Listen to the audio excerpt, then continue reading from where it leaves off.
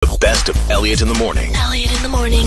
DC 101. Oh, by the way, where was the, and I don't understand how people can still be this stupid.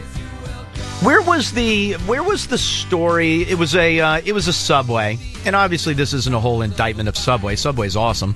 Subway restaurant. Yeah. Oh, okay. Yeah, of course. Well, I didn't know if you were talking about the mode of transportation. No. The Subway sandwich shop. Where was the one where the woman got a pizza, but they wrote on her box, Big Mama? Oh, yeah. How is anybody that dumb?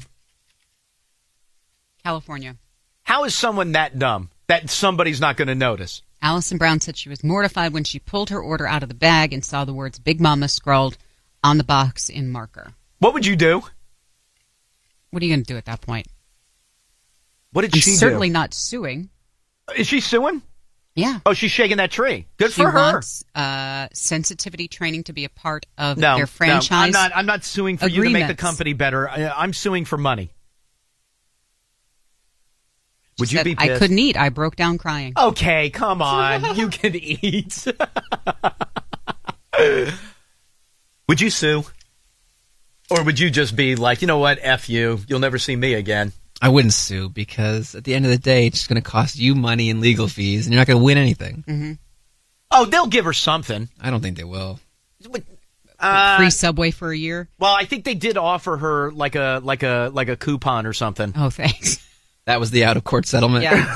No, I think, but didn't she say she tried calling, and at first, like, they didn't take it seriously? And she said, don't make me go to the media.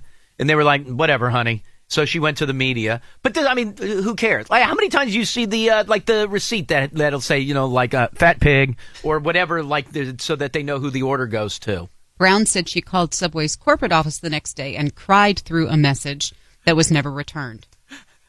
Corporate? I don't even know where they're based out of. Eventually, she had a lawyer send the letter demanding sensitivity training, not money, and she turned down an offer of $5,000 for a confidentiality agreement and is now planning with the lawsuit. They offered her $5,000 just to shut her mouth? Mm-hmm. You would have never heard from me again. It's not about money. International breaks headquarters are in Connecticut. Are they really? And it was, let's see, the first one was started in Bridgeport. I would have never guessed that. No. But this gets us back to our fun game from last week. Loved it. How about I nailed Cheesecake Factory? Would you have taken the $5,000?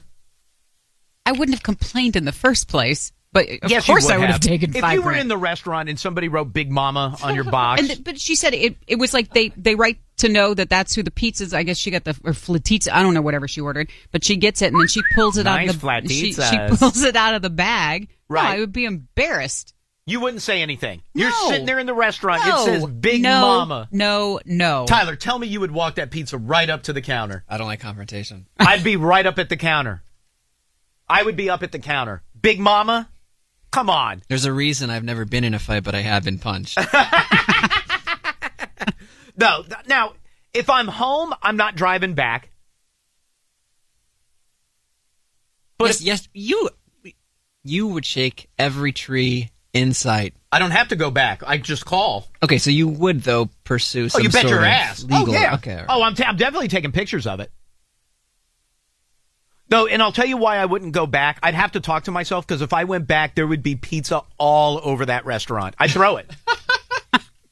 So, yeah, no, I'd have to calm down. But, yeah, no, I would call the store. I wouldn't think to call corporate. But the second they said $5,000, you know what? Okay. And by the way, here's where the F is on you. I'll take your $5,000, and then I drive 3 blocks away. I'll go to a different Subway. You win. Yeah, well, I'm not going to stop eating at Subway just because you called me fat. Sounds like she's like, I'm never going to eat at another Subway again. Okay, well, you know what? They'll live without your business. But I would say, you got to say something. Like if they wrote up, like if I got my ticket and it was like hook nose, I'd be like, okay. Zitty oil face. Okay, you know what? That uncalled for.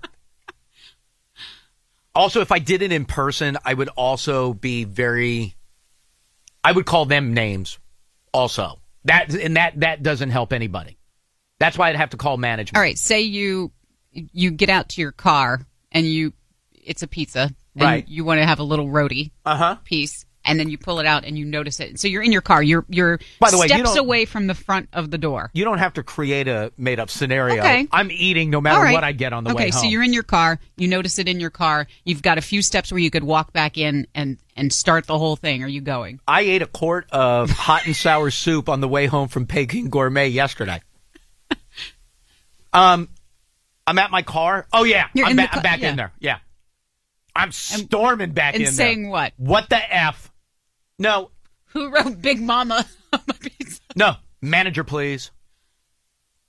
And that's all I'm saying. Manager, please.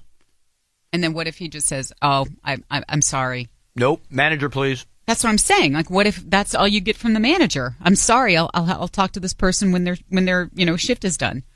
That's all I get. I'm sorry?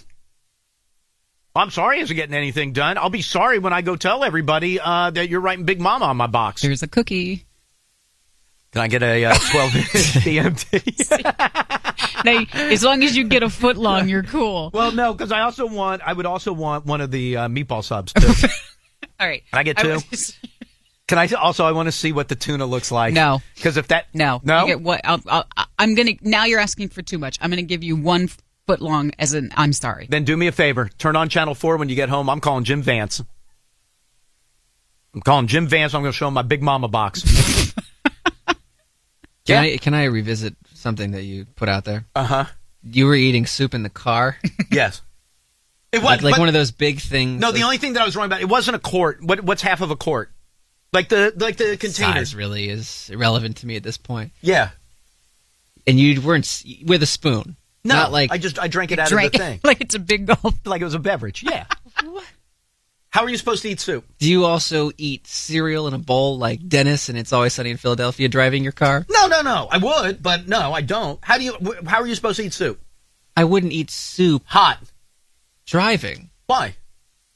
Not safe. They make it now so you can buy it like as a cup of soup where it goes in a cup holder. But not what you were using. That's not what I was using. No, because I want my soup hot. Did you open up the little baggie of crunchies I don't like put the it crunchies in there? I don't like the crunchies in there. No. I love hot and sour soup. But I want to eat my soup hot. I hate cold soup. At any point, did you take your knees off the wheel? Because they were driving you home. Right. Yeah, no, I was able, once I got the soup open and everything, I was able to hold the soup in one hand and the wheel in the other. Because you're drinking. Drink my soup. Everybody does that. No. Yes. No. The only time I have never eaten soup behind the wheel. The only time that it's hard is if you do wonton soup, because then you got to get like those big wontons out of there. Splashes you right in the nose. But if you get to a light, the hook nose. You could bite it in half and put it back in. Surprised it wasn't matzo ball. I'm gonna have matzo ball today, actually. Where am I going? But the Celebrity Deli is closer, so that soup is still hot when I get home. Peking soup would probably be hot. It's not going to be like ice cold by the time you get it home. You don't live that far from that place. No, but I I was really hungry. Clearly. And this really is why when you hungry. joke that Egg you're roll. 5'7", 300, no one goes, okay.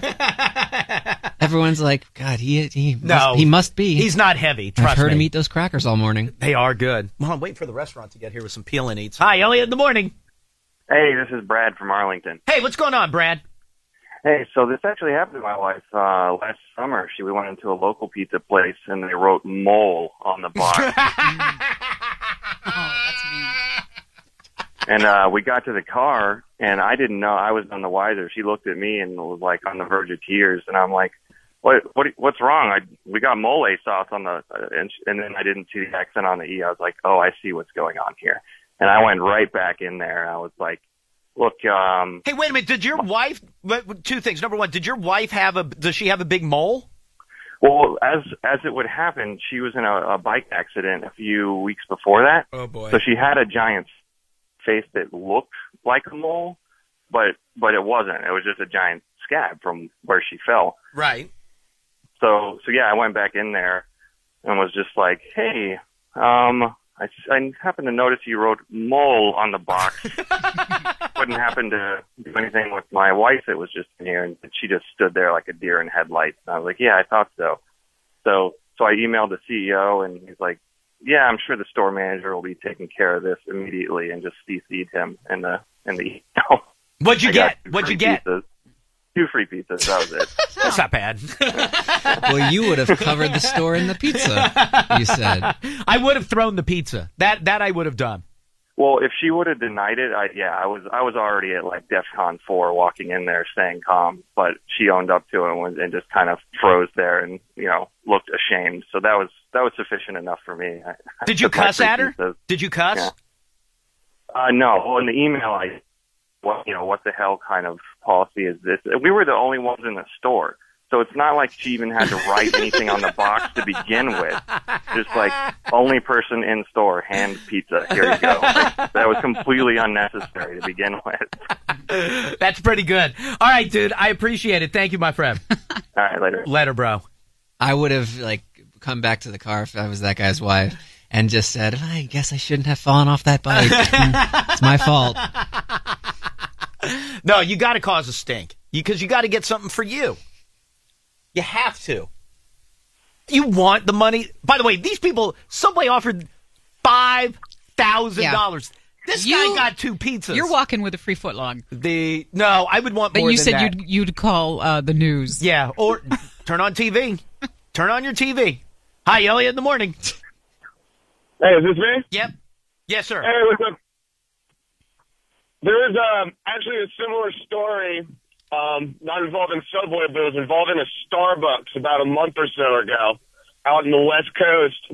And they were saying in the article that the woman was being kind of irate to the barista. Right. So when the barista handed her cup, because you know how they put your initials and what you usually get on your cup? Right. She wrote her name is Big Bitch.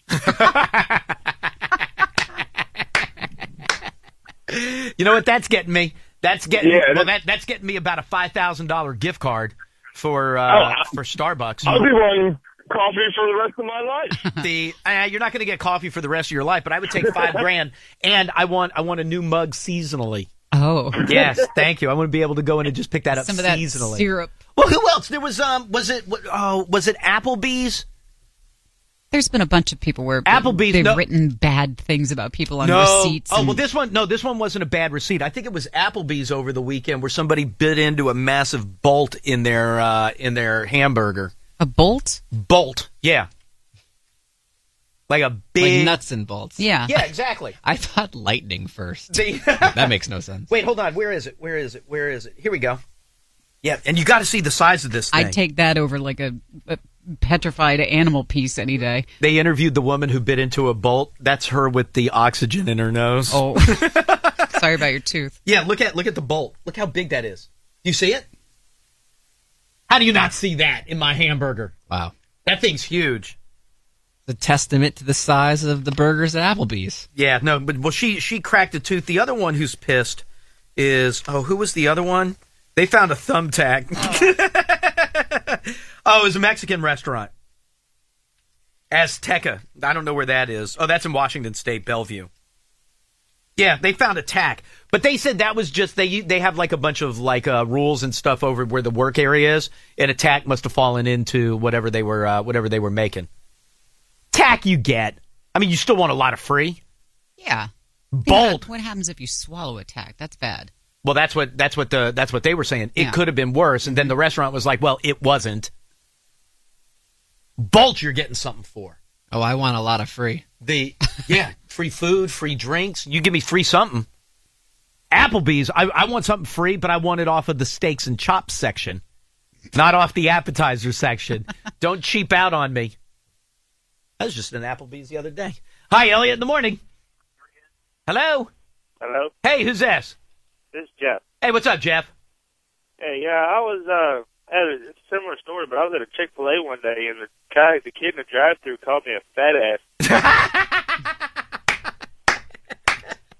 And then I was like, well, why with the sour tone? And he's like, you're a son of a bitch, go away. Are you serious? Oh, my God. It's Dude, like he has Tourette's. Tell me you're lying. I'm not lying. I went in there and I talked to the manager. He gave me like 5 free sandwiches and fired the kid on the spot. I wouldn't have even required you to get rid of the kid. I'd just give me the 5 free sandwiches. That's fine. Yeah, I'd have been good with that. It's a vicious cycle. Before I could leave the parking lot, he was walking out to his car. Yeah. And I saw him at Walmart. Would you have said anything then? You're in your car. No, guys, no, like pull never. around, fat ass. There's nothing that would. You're make not me getting say out of your car and anything. going to say something to the manager? No. That guy's lucky that he didn't reach through the drive-through window and punch him in his face. I guess I should work on my own problems. So you're not getting out of the car. I am not. Guy might be crazy. What if you find a bolt in your food? Are you sending it back? I feel like the next one that comes out would have spit in it. No, people, stop. I hate that. I hate when people assume that people ruin your food. The bolt was holding up notices, and it just fell. Where am I going? Line 8. Hi, Elliot, in the morning. Yo. Hey, who's this? Hey, it's Andrew from Gaithersburg. Hey, what's up, dude? Hey, what's going on, Elliot?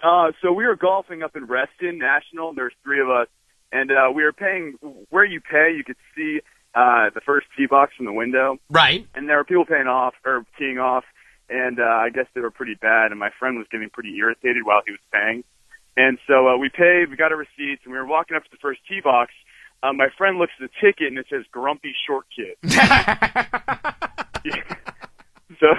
So since then we've called him GSK. That's pretty good. Did he say anything to the golf club? Well, no. When we were done, they were pretty much closing. Someone was going down. So the guy had left by then. So. Oh, yeah. I would have hit something with a club. Guarantee. I wouldn't have been able to help myself. Oh yeah, it was pretty funny. Or me and GSK would have been golfing free for a year. I've been like, this crap ain't floating. The best of Elliot in the morning continues next. DC 101. Early with a little bit of like a couple Bloody Marys. Then I'd like to see you advance a little bit into liquor. You moved to liquor? Oh, absolutely. After Bloody Marys? Oh, you went right into it. The only, and then I ended up I had one glass of wine last night, which was not, that was probably a mistake. How much did you go through? Did you drink a bottle by yourself? No. Diane? No, I probably had 3 glasses. Almost. What isn't 4 a bottle? Pretty much. Yeah, okay. Yeah. So you had 1. But yeah, no. By the way, I was just reading something yesterday that says doctors say that a bottle of wine, if you drink by yourself, a bottle of wine a day, it's not bad for you. It's actually okay for you. I saw that story. It seemed iffy to me. No. And I'll tell you why. Now, they will say, obviously, abstaining would be the best thing to do. No, I thought they said moderation is actually better than full-on teetotaling.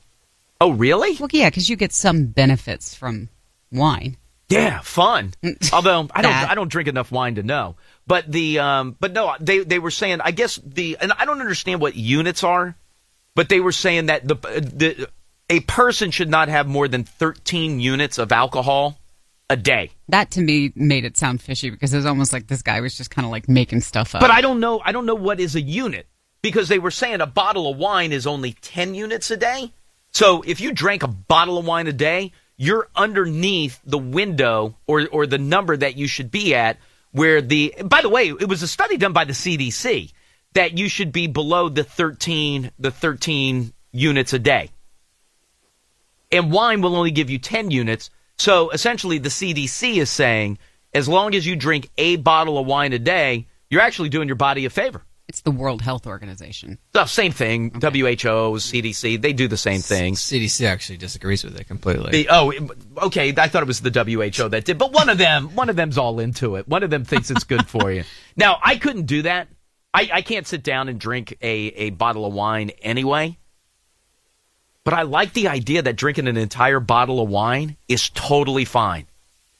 You don't mind a hangover every day. No, you'd get used to it. You would get a hangover from drinking a bottle of wine? Mm-hmm. Did you have a hangover this morning? No. Okay, well, but it was also like, you were eating. It wasn't like you sat down and like drank 4 glasses in succession and then went to bed. Right. So all through the day, you only had 3 glasses of wine? Mm-hmm. Oh, I drank more than that. Please. Through the day? Yeah. Yeah, like starting at like 11 in the morning? And a little bit later than that. Yeah. No, we didn't. Oh, I started at 11. Yeah, and I went all day. I had a lot more than 3 glasses. No hangover. Not even a fog today. Oh, I feel great. My stomach hurts, but not even a. But that's not drink related. Maybe that was the rim of sausage. The rim of sausage and the sandbags of potatoes. But no. And no, you know what? Because I don't like key lime pie that much, but it was good yesterday. You ate that big piece. Well, I did because it had a lot of mac and cheese on top of it.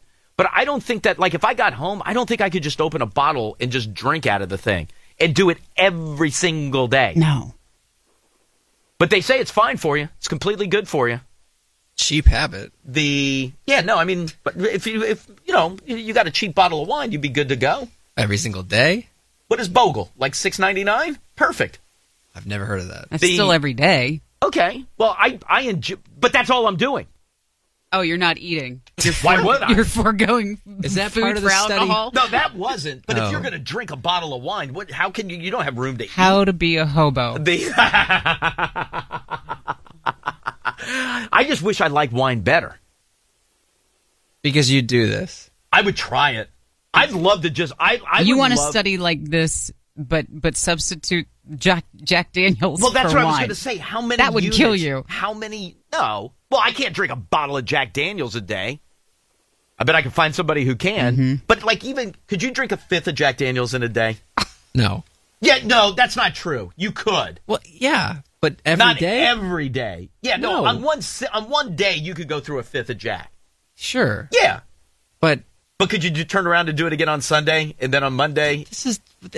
Comparing Jack Daniels with a bottle of wine is ridiculous. No, but how many? It's all based on units. That's my point. But you haven't explained the units at all. Because I don't know what they are. The study just says if you have less than 13 units a day, you're good. You're fine. Not only are you good to go, it's good for you.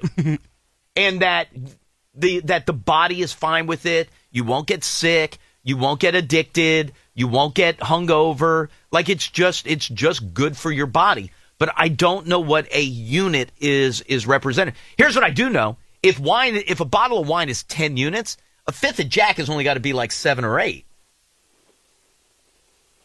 So you think it's weighted less? Yeah, I do. Well, it's less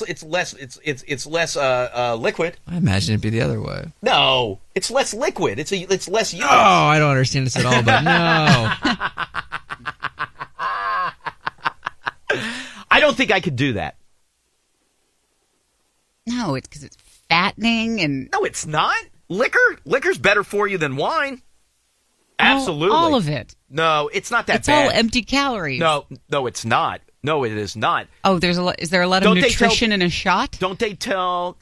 No, it's not that there's a lot of nutrition. Is there a lot of nutrition in water? No, there's nothing in it. So, but your body needs water.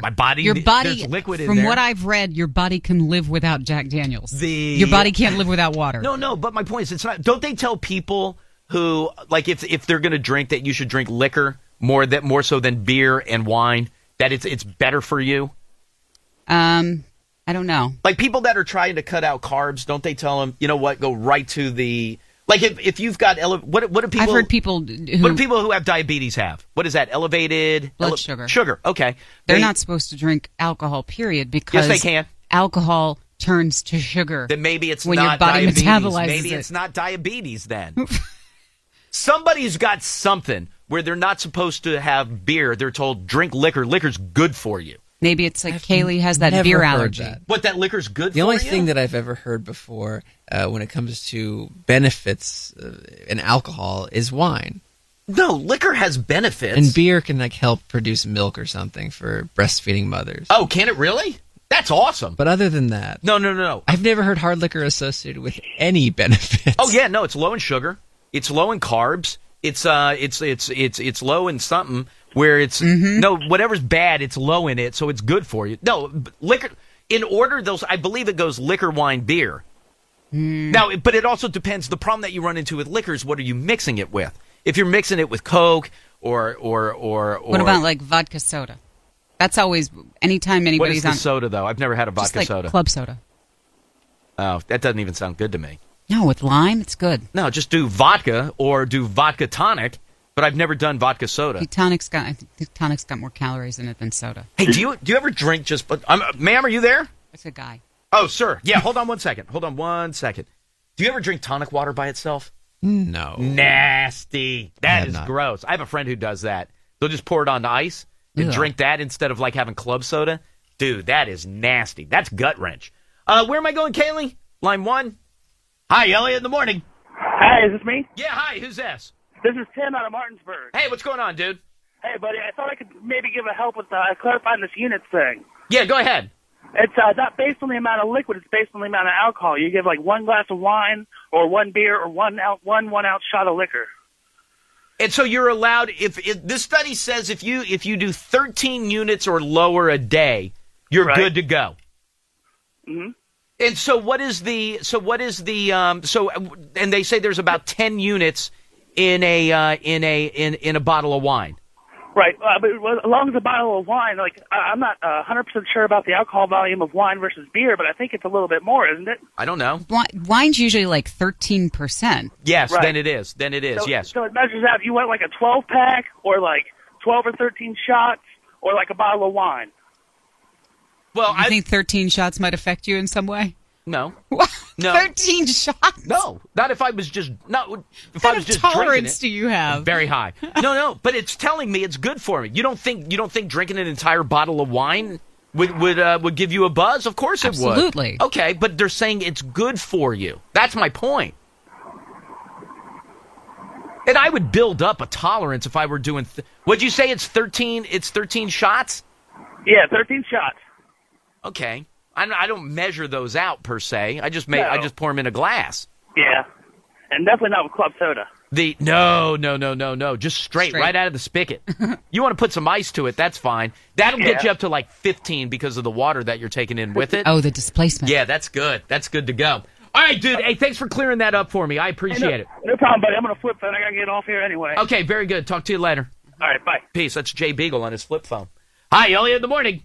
Hey, not my boss.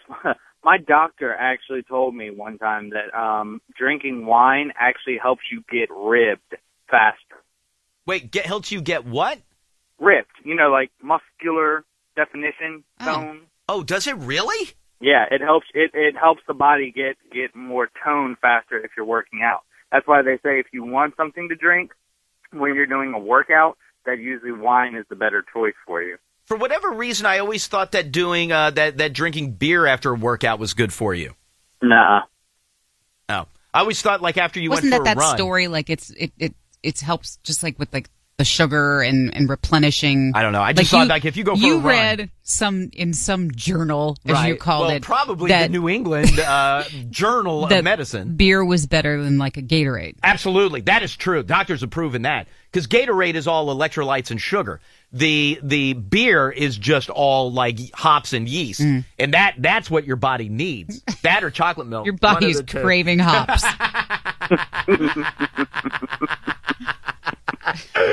So if I want to like look, get myself all ripped and jacked, I got to drink wine? Yeah, while you're, if you're on a steady workout routine and you're working for that, yes, that drinking wine instead of your Jack or your beer or whatever helps you get faster. That's what my doctor told me. But not while you're like you don't have a water bottle. No. Yeah, no, okay. Like when you're done working out and stuff like that, and you're having dinner or whatever and stuff like that. Right. So brown rice, some lightly, just some chicken and a big bottle of wine, and you're good to go. Yep. There you go, dude. I'll be bulging out of my shirt. All right, bro. I appreciate it. Thank you, my friend. No problem. You got it, dude. Talk to you later. Line 6. Hi, Elliot in the morning. Hey, what's up, Elliot? Hey, what's going on, dude? What's up? I've been a diabetic for like 25 years. Congrats. And you were right when you say that they tell you if you're a diabetic, to drink liquor. Thank you. Because liquor, the sugar in liquor breaks down different in your body than the sugar in beer or wine. And wine's made out of grapes, and grapes are high in sugar, in natural sugar. And so they'll tell you if you're diabetic that you should get right into like the Jack Daniels. Yep. Because it breaks down, and actually it breaks down different in your body than the other sugars. It actually keeps your blood sugar low. The liquor does, but the beer and the wine raises it big time. So I'll never have diabetes. You're good. I turned 40 May 3rd, and I've had diabetes since I was 11. Dude, how'd you get it? It's hereditary. I got the flu, and the flu brought it out. From the flu?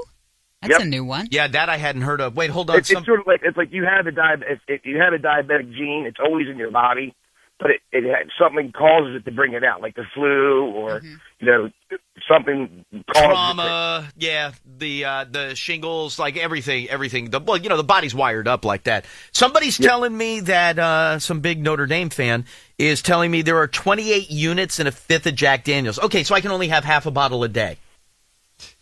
The next day, so I could go through a bottle every 2 days. You know what the current guidelines say? Hey, thank you, sir. I appreciate it. Good luck with your stuff. Done some reading on units myself. Right. The current guidelines advise that men should have no more than 4 units a day and women no more than 3. Okay, but that's completely different than what I was reading. I know you were reading a study. Bottle. A study that was conducted by someone who used to work for the World Health Organization. Yeah, so they know what they're doing. Oh, used to. So you essentially because they're not bound by red tape and bureaucracy. You're reading the interview with the former astronaut who now wants to talk about aliens. That's the equivalent. Oh wait, so men should have 4 units a day? Yeah. No more than. No, they should have. No more than. Okay, but that means you should so have. So zero's 4. okay too. No, well, yeah, but you just told me teetotaling is not good. True. So I should have 4. Not every day though. Maybe you only drink like a couple of days a week. Yeah, okay. And then what is it for the ladies? 3? Yeah. Okay. So women would have a bottle of wine every 2 days. Guys would have a bottle of wine every 1 day. 2 days. The weight women of would be the 3. evidence. The way the evidence shows moderate drinking is better than abstaining, and heavy drinking is worse than abstaining. However, the moderate amounts can be higher than the guidelines say. Thanks, Doc. The most confusing sentence ever. Oh, no. So drink instead of not drink. Don't get drunk. Basically, when it comes to units, this guy, who again used to work for the WHO, right, when he was held down by policy, is upset with the units that they're advising people to have. Right, because he says people should be able to and can enjoy a lot more. Yes. Yeah. Okay. Only becomes harmful at 13 or more. Okay, so just don't drink 13 or more, and then you're good to go. So if you stick to 12, which is half of a bottle of Jack, or an entire bottle of wine, then you're good to go. I couldn't drink an entire bottle of wine. I couldn't do it. Could not do it at all. I'd vomit. Or I'd fall asleep. Line 8. Hi, Elliot in the morning. Hello? Hi, who's this? Hey, this is Jared. Hey, what's up, Jared? Ever since Afghanistan, I get migraines real bad, Ugh. and the doctors actually told me it is much better to drink liquor than wine or beer, because the yeast in the wine and the beer that's used can actually set off the migraines and make them worse. Can it really? Absolutely. And I tried it out quite a few times just to see, and it's true. But how often are you getting migraines, dude? At least every day. Do you really? Sometimes 2 or 3 times a day. Yeah. Oh, bro, that sucks. That's horrible. I get them. I don't get them that frequently, but I get them, and they are the worst. Yep. Are you on? Couldn't agree with you more. Tell me you're on medication. I've tried everything. There's nothing they can do. Dude, and you get them every single day. Every single day. Ice pick migraines, and sometimes they go into cluster headaches. Cluster headaches are also really bad. What's the difference between, like you said, the ice pick and the cluster? Well, doctors will tell you that a cluster headache is really just how much Advil are you taking a day? I try to take naproxen because it lasts for 12 hours instead of just 4. Right. Okay. But that's where you get cluster headaches from. Is just the effects of all that. But no, migraines are the absolute worst. I don't know how you deal with it every single day. That'd be horrible. Well, you got to. Yeah. No, I hear you. All right, bro. Hey, listen, I appreciate the phone call. Thank you, my friend. Hey, not a problem. You take it easy. You got it, dude. We'll talk to you later. The best of Elliot in the morning continues next. The best of Elliot in the morning. Elliot in the morning. DC 101. Hey, real quick, can I ask you something? Yeah, what's up? Yeah, no, you seem worldly. Hey, have you ever been a sperm donor? No, but I thought about it. What kept you from doing it? Well, most places they say you have to have a bachelor's, and I only have my associates. Kind of hit the workforce a little early. Wait a minute, is that true? Most places you have to have a bachelor's degree in order to donate sperm? I didn't know that. Well, I know you get more money out of it that way. Well, I don't know. All I know is I'm a white dude. I'm 6'2". I got a lot going for me, but I don't know. Maybe I just need to look into it. What's wrong with? I mean, what would be wrong with my sperm? I don't know, because like women want tall dudes. You don't know that. You're like short as dude. I saw you at the cook-off. Hey. Language, dude. Language. Oh, my bad. Yes, I am a little on the shorter side, but that's okay. No, it's all good, dude. Short chicks, yeah. They But get you down. don't. But if you're going by his rules, you don't have a bachelor's degree. I don't even have an Okay. associate's Right. degree. I have no degree. No, that's not. That's Well, I have what a I'm high saying. school. I have Like, a, no, maybe- shut up, dude. I have a high maybe- school degree. And you're short. Hey, dude. Hey, whatever it takes, man. You got a better job than me. But maybe that would make you not as desirable. I will tell you I this, had though. no idea you had to have a bachelor's to be a sperm donor. I will tell you this though. Donor. The my sperm is powerful. No. Are you potent? You Oh. potent, dude? Very much so. No, like for example, it did with both kids. As soon as we decided, done, just like that. It's done now. Yeah, no, like my crap swims. That's awesome. Yeah, no. Which by the That way is awesome. Is very that is awesome. Yeah. No, I'm being serious. I was just agreeing with the caller. No. What I'm saying is, listen. How many couples? Well, first of all, not the ones that can't get pregnant, but the ones where they try and it takes 6, 8, 9, 10 months. Mm-hmm. Not with me, and that's a problem. Is that sometimes people don't have really strong sperm, and Monica and Chandler. that's what the Motility. like. That's true. That's In the right hospitable term. No, it environment. is. There was a Great Friends on last night. The one with Denise Richards, where Ross makes a move on her, and it's his cousin, and you hear him thinking, "Oh my God, just say anything, say anything. This is the longest someone has gone without talking. Anything you say will be worth it." I'm sorry, what? I just haven't had sex in a while. All right, dude, hold tight 1 second for me, please. Hold on 1 second. I laughed like I'd never seen that episode before. I have never seen that episode before. I've seen it at least 10 times. Kaylee, will you find me a sperm donor or somebody who's donated sperm? But I was reading this article about this guy. He's got 99 kids from donating sperm. And so, but it got to the point where the clinics had told him, "You've donated enough." Enough. No. But I mean, that's common. Like, I don't know how much you can. People do it for the money. Some people do it for beer money. Some people like myself would do it just to be helpful for couples that can't. But he opened up his own, like he went on Craigslist and was talking about how powerful his sperms are, that he gets them just like that. He prefers to have sex with the actual person and said, no. But his reasoning is great. And by the way, he's not a good looking dude. I mean, I'm better looking than he is. He's tall. But his but did you see what his reasoning was? I didn't see his story. So his reasoning is, if you go to, let's say for example you go to a sperm salon, right?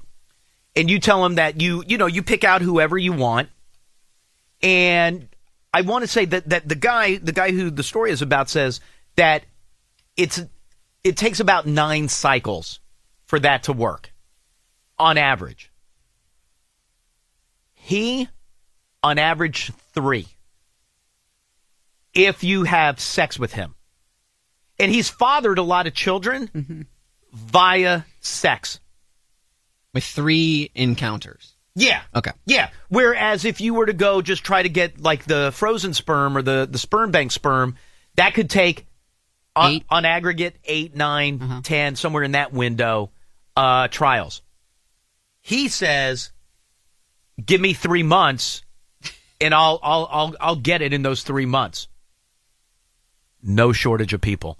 And the 3 months of worth of sex? Or 3 times. Once a month for 3 months. Okay, like when you're at your most ripe is when he'll satisfy you. Oh, so he has to still work off of the Yeah, well, recipients calendar. Yeah, well, he's not going to just, Well, if it's that good.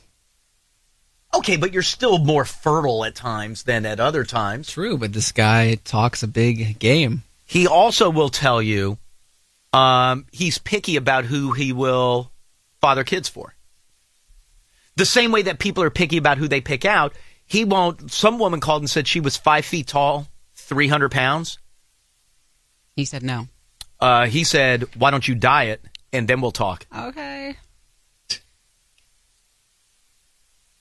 But he says that he is getting so many requests to do the conventional sex pregnancy that he can't keep up. He's got kids, Diane. He's got children in Australia, Israel, Canada, Austria, Germany, Belgium, France, Luxembourg, Italy, and England. There are also possibilities the women he had sex with whom he'll never hear from again. So there's other women that he doesn't know whether they got pregnant or not. Now, are they allowed to look into his medical history, his family? He wants you to. Okay. And that's why he says he is so popular, because he knows his stuff works.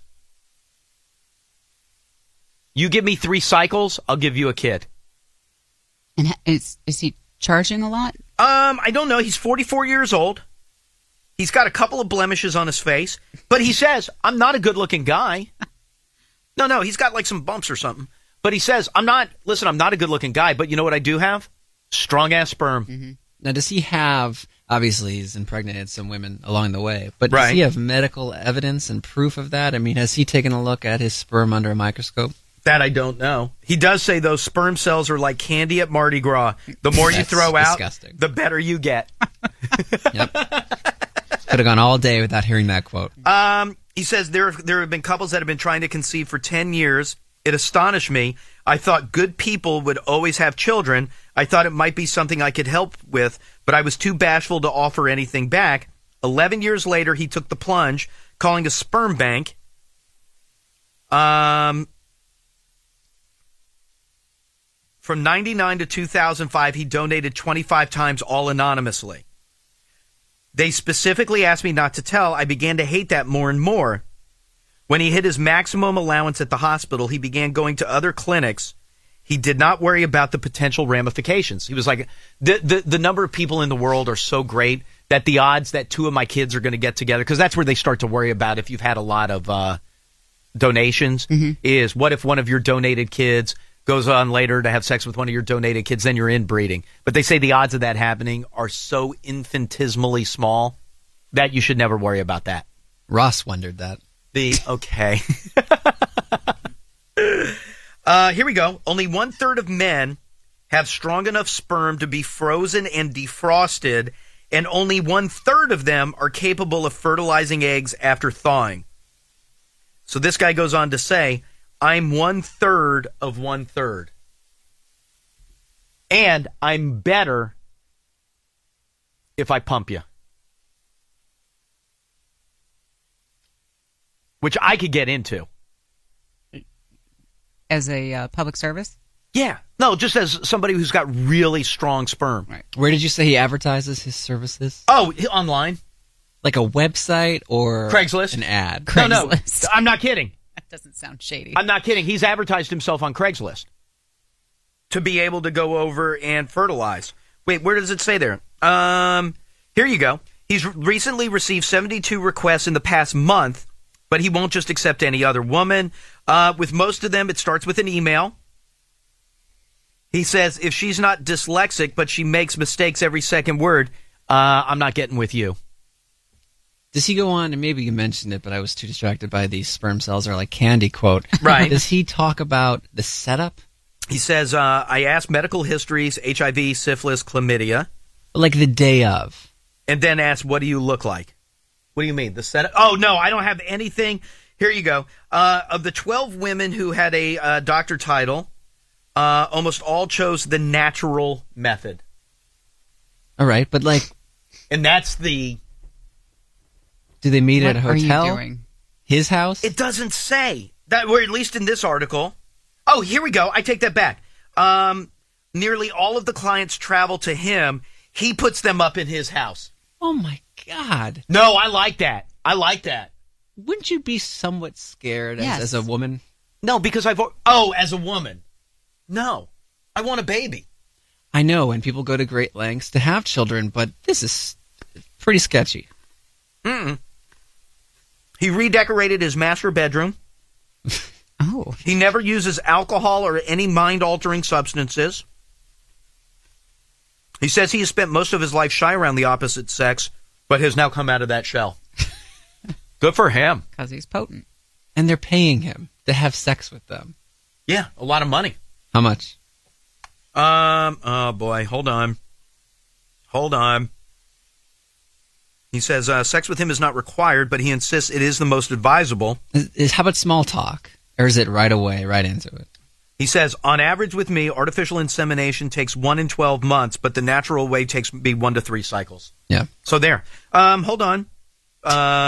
Stupid people, that's something. Okay, if a woman arrives alone, this guy will have sex with her in the master bedroom. I try to be the perfect gentleman in every way and not look like the ex-murderer who was just sprung. Far more common are couples, and the logistics can be complicated.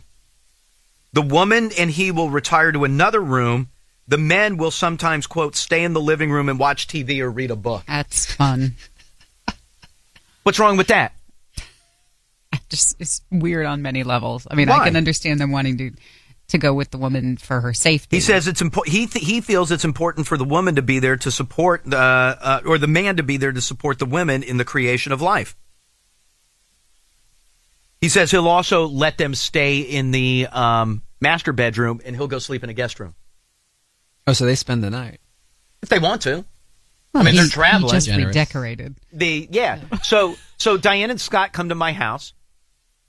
I leave Scott outside watching a ball game. I take Diane in the back, pump her, and then we all kind of hang out. Scott spends the night in the marital bed, and then I go into a guest room and enjoy the rest of my evening. I will say from the few quotes you've read, he definitely doesn't lead on to it being a sexy experience. I mean, he makes it doesn't sound seem like like it's it. all business. Can I give you the other option though? Other times, men prefer to be involved and will sit in the room and watch. For others, that's not I'll watch enough. the game with Scott. She was very happy. Here we go. This one guy who wanted to be more involved than just watching.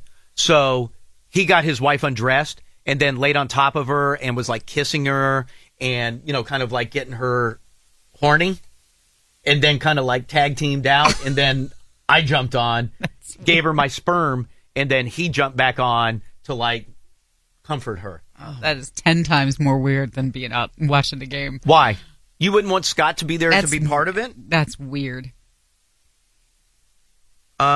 He says that with all women who request artificial insemination, I make it very clear that I prefer the natural method, and that client will always come before somebody else.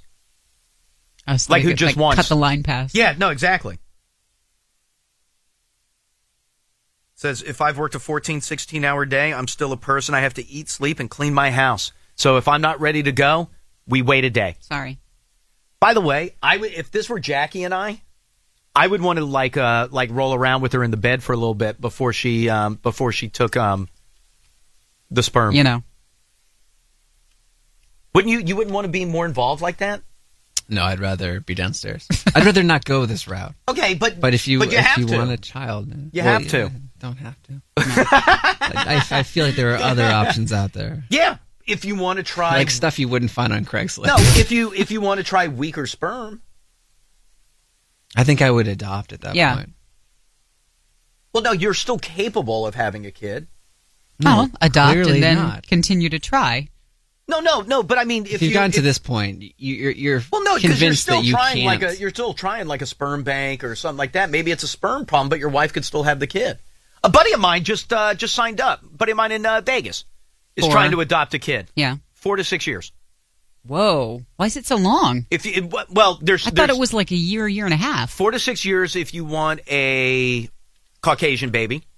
I believe it is a year. Domestic, right? Yeah. Okay. Yeah. Yeah, from Vegas. No, but I'm saying like they're not looking out of the country to adopt a baby from out of the country. Oh, I don't know which one he chose, but he was told if you want a Caucasian baby, it's 4 to 6 years. I can't remember what the second level was. It was 2 to 3. And then whatever the bottom level, that sounds horrible to say. that does. You know what I mean. You know, the undesirable babies. No, well, I mean, yeah, sadly. But that I think is a year and a half. Wow. 4 to 6 years. 4 to 6 years. Oh my yeah. God. No, it's ridiculous. I can have you in and out. I can have you in my room and then in a hospital in 10 months. Now who's in? I mean, it's a sexy pitch. No, pun intended. Yeah, no, it is. You want to wait 6 years or do you want 10 months? But I still think I'm watching the game. No, I think you would want to be in there. Nope. I think that you would want to creepy. cuddle up with Lindsay and tell her everything was going to be fine and go, oh, look over there. And then I slide in. That even gives me piss shivers. This is Elliot in the morning. the best of Elliot in the morning on DC 101. The morning on DC 101. If you want my sperm, you can come to my house and you can help me get my sperm into a cup. And then you can leave with a cup and a syringe that I purchased for you. I think I'm going to be in the other room watching the game. Okay, well, then you're not getting a kid. Wait, so you're going to watch the game too? So this guy's just alone in the bedroom. All right. All right, where am I going, Kaylee? Line 1? Hi, Elliot in the morning. Hi, is this me? Yeah, hi, who's this? Hey, this is Greg. Hey, what's going on, dude? Not much. I donated sperm for 2 years while I was in college. Did you really? Yeah. So all that stuff about needing to have a bachelor's degree isn't true?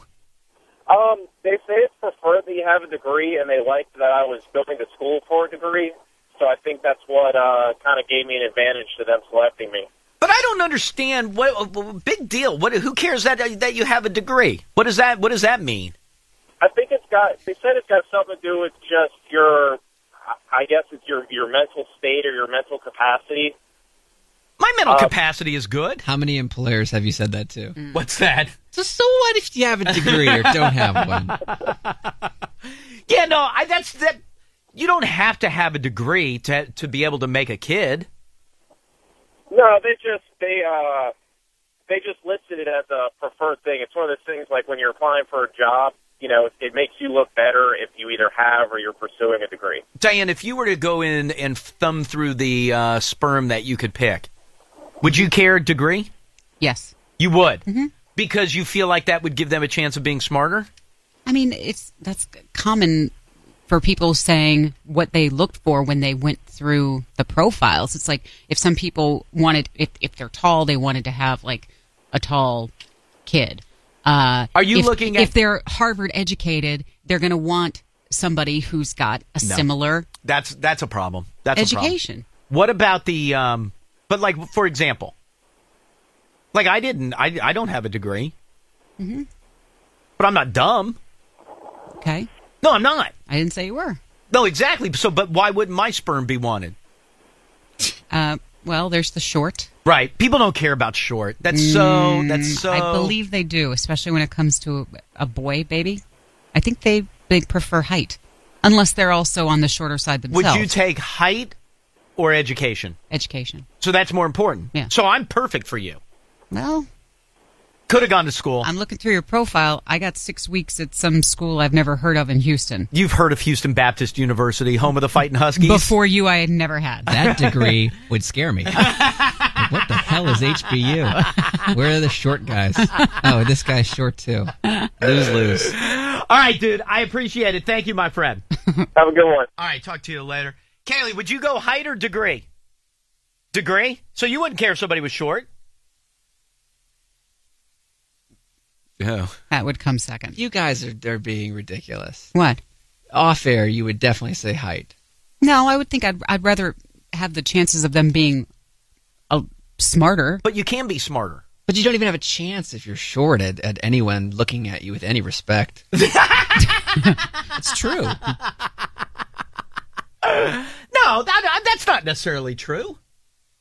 I think there are studies that show the average height of a CEO or a top business person is above average height. Is it really? Yeah. Oh. An average height for men is like 5'10", There's right? zero authority with a shorty. But what are you classifying as short? I mean, look in the in mirror. the mirror. Isn't the average height for a man 5'10"? No way. No way. I think it might be. No way. I don't feel like it's 6'. 5'10". I think so. What were you going to say? You don't think it's 6 feet? I was going to say it's I don't 6. I don't think it's 5'10". I really don't. All right, that's what you've been told. No, I would bet internationally or domestically. Dude, people around the world are short, bro. Okay, well, let's throw out the shortest nations then. I'm just, People in Japan ain't tall, and there's a lot of them. Okay. People in China ain't tall, and there's a lot of them, too. People in India aren't tall. When was the last time you saw a tall Indian? The average height of The average height of a man around the world is, I'll bet you right now, is 5'8". All right, I was maybe 5'9". 5'9". Then let's go. I don't know why 5'10" sticks in my head. Because that's where you draw the line. No. How tall is Scott? 6. Is he really? Yeah. Man. How tall are you? 5'10". We didn't mean to open up a wound. No wound opened up. I don't care that I'm short. I'm awesome. Never manifest itself. Line 12. Hi, Elliot in the morning. Hey, Elliot, what's up, man? Hey, what's going on, dude? Look, this guy's a genius. He's found a way to legalize male prostitution. And I'm telling you, it's a front because it's the only way. He's doing it on Craigslist, so it's got to be a front. Now, he does say that also he'll get interviewed for things, and he includes his email address, and people contact him that way. He doesn't claim to have an unusually high IQ or great athletic ability. His photos make it clear that he's not a chiseled paragon of youth and beauty. But he advertises himself as having an exceptionally potent sperm, and if a woman is desperate to get pregnant, he will give it to you for free as many times as it takes, certain times. So he's got all of his bases covered, so everything's legit. So they can't come after him, prosecute him. Yeah, he's got it all wrapped up, man. It's genius. The only thing that he doesn't have for himself is a relationship. He said that his last relationship was a 2-year relationship that ended because she couldn't deal with him getting all these other women pregnant, and some of them through what they refer to as the natural way. The average height actually is 5'8". For United States, it's 5'8". Oh, and that's in the U.S., a tall country. Yes. Yeah. What is it internationally? Like 5'6"? I think it's like 5'6" or 5'7". It's a little shorter internationally. Yeah, that makes sense. And by the way, what'd you say it is in the U.S.? 5'8"? I do believe it's 5'8" or 5'8.5". Dude, big deal. I'm an inch under normal. Screw it. Man, I'm 5'7". That's horrible. What? I think you may be flubbing that. No, I'm not, because when I was at the Children's Museum in Chicago, they measured me. I had to stand under that laser, and it said I am 5'7". Because I had always told everybody I was 5'8". Thick shoes. Until I got under that laser, and I was 5'7", and it honestly, it looked like I was the most miserable I've ever been. God damn it, I've been lying all these years. All right, dude. I appreciate it. Thank you, my friend. It announces it to the entire corridor at the museum. 5, 6. No. You're shrinking. You're shrinking. I bent my knee. Get older. I bent my knee. No. All right, so 5'8" in the U.S. I would have guessed taller in the U.S. I feel like everybody I know is taller than me. Yep. They are. No, but that's what I mean. Except Kaylee. But you're not taller than me. I said except Kaylee. You are not taller than me. I'm like 5'6". Little under. So I'm taller than you. I'm taller than you. So. No, but that's what I mean. Are they supposed to knock me down a peg that you're taller than me? No, but you're saying everybody's taller than you. You're not taller than me. Woman? 90% yes. of the people in this building. Oh, 100%. Yeah. Yeah, no. But I don't care. Where am I, line 1? You need one of those museum tools for your foot. The one. W. Hi, Elliot. Good morning. Hello? Hey, who's this? It's Chris. Hey, what's going on, Chris? Hey, not much. I just wanted to let you know that I'm a 39-year-old man, and I'm 5'2" with my shoes on. 5'2"? Yeah. Well, why are you laughing? Because when you're 5'7" and you meet someone 5'2", that's funny. Yeah. Yeah, but dude, but you don't care, right? I'm sorry? You don't care? I don't give a crap. Yeah. I love my life. I'm a happy father of 3 young boys. So Yeah. No. hopefully they get their mother's height. Exactly. How tall is your old lady? She's 5'4", not much taller. But She must be from the Netherlands. she got me by a couple inches. Hey, can I ask you a serious question? Yes. Did you ever run into somebody who wouldn't date you because of your height? No, I've never had that problem. Oh. No. Yeah. I've been me fortunate neither. enough to be able to satisfy everybody I've been with, and It's not not have a anybody satisfaction that shallow. question, sir. It's not a satisfaction question. Wait, so wait, I did have one girl you that made a wouldn't. face? Did she say that's why? Well, sorry? she didn't come out and go, "You're only," but she did say that she would only date somebody that was taller than her. Oh. Yeah, which I was not. I'm sorry, man. Our connection must be bad. I couldn't hear. That's hear okay. that. That's okay. The phone's up too high for you. Hold Stop. tight 1 second. Don't be mean. Yeah, no. I did have somebody say that they would generally only date somebody taller than them. I was like, Not Jewish. That's the reason. all right, F you. Your I don't care. height is like a welcome excuse. You don't come off like a bigot. Hi, Elliot. Good morning.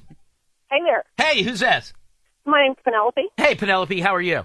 I'm doing great. Good. I have a comment that women, they say, will always categorically lie about their age or their weight on their driver's license. Right. I've done plenty of intake on employees, and men will categorically add 2 inches to their height, no matter how tall they are. Wait, I've had guys that are 5'11" putting down their 6'1". dude, I'd kill to write down 5'11". I would never lie. Without fail. Yeah, no, there's no way I would lie. Yeah. Yeah, no, I mean, listen, you are what you are. That's right. Yeah, you can't. You would date somebody that was 5'7". I would. I am 5'7". I'd like them to be a little taller. You know, you want to wear those stilettos. It can get a little awkward if you're trying to slow dance, but what the heck? Why is You're that all the awkward? same when you're laying down at work. That a girl. No, why? But why is that? You would take a sperm from a 5'7". Sure, why not? No, if you had a choice between a 6-foot sperm and a 5'7" sperm, which one would you take? There have to be some more variables in play there. 100% equal except for height. Oh, I'd probably go for taller, I'm sorry to say. Sorry, Elliot. Sorry to say, said everybody. If everything was the same, why would you? Okay. But why wouldn't you?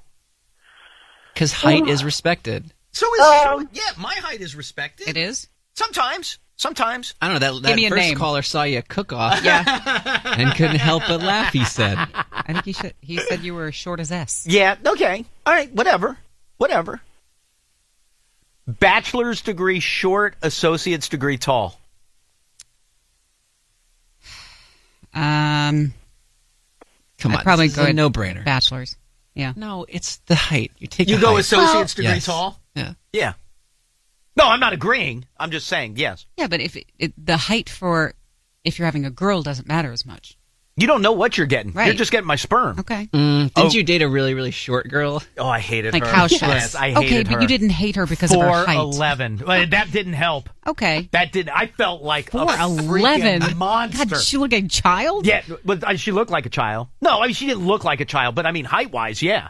I felt like a monster. I mean, sometimes I would dress her like a doll. That was the first time, honestly, that I could walk with somebody and put my arm around them at the neck. Yeah. Not my daughter.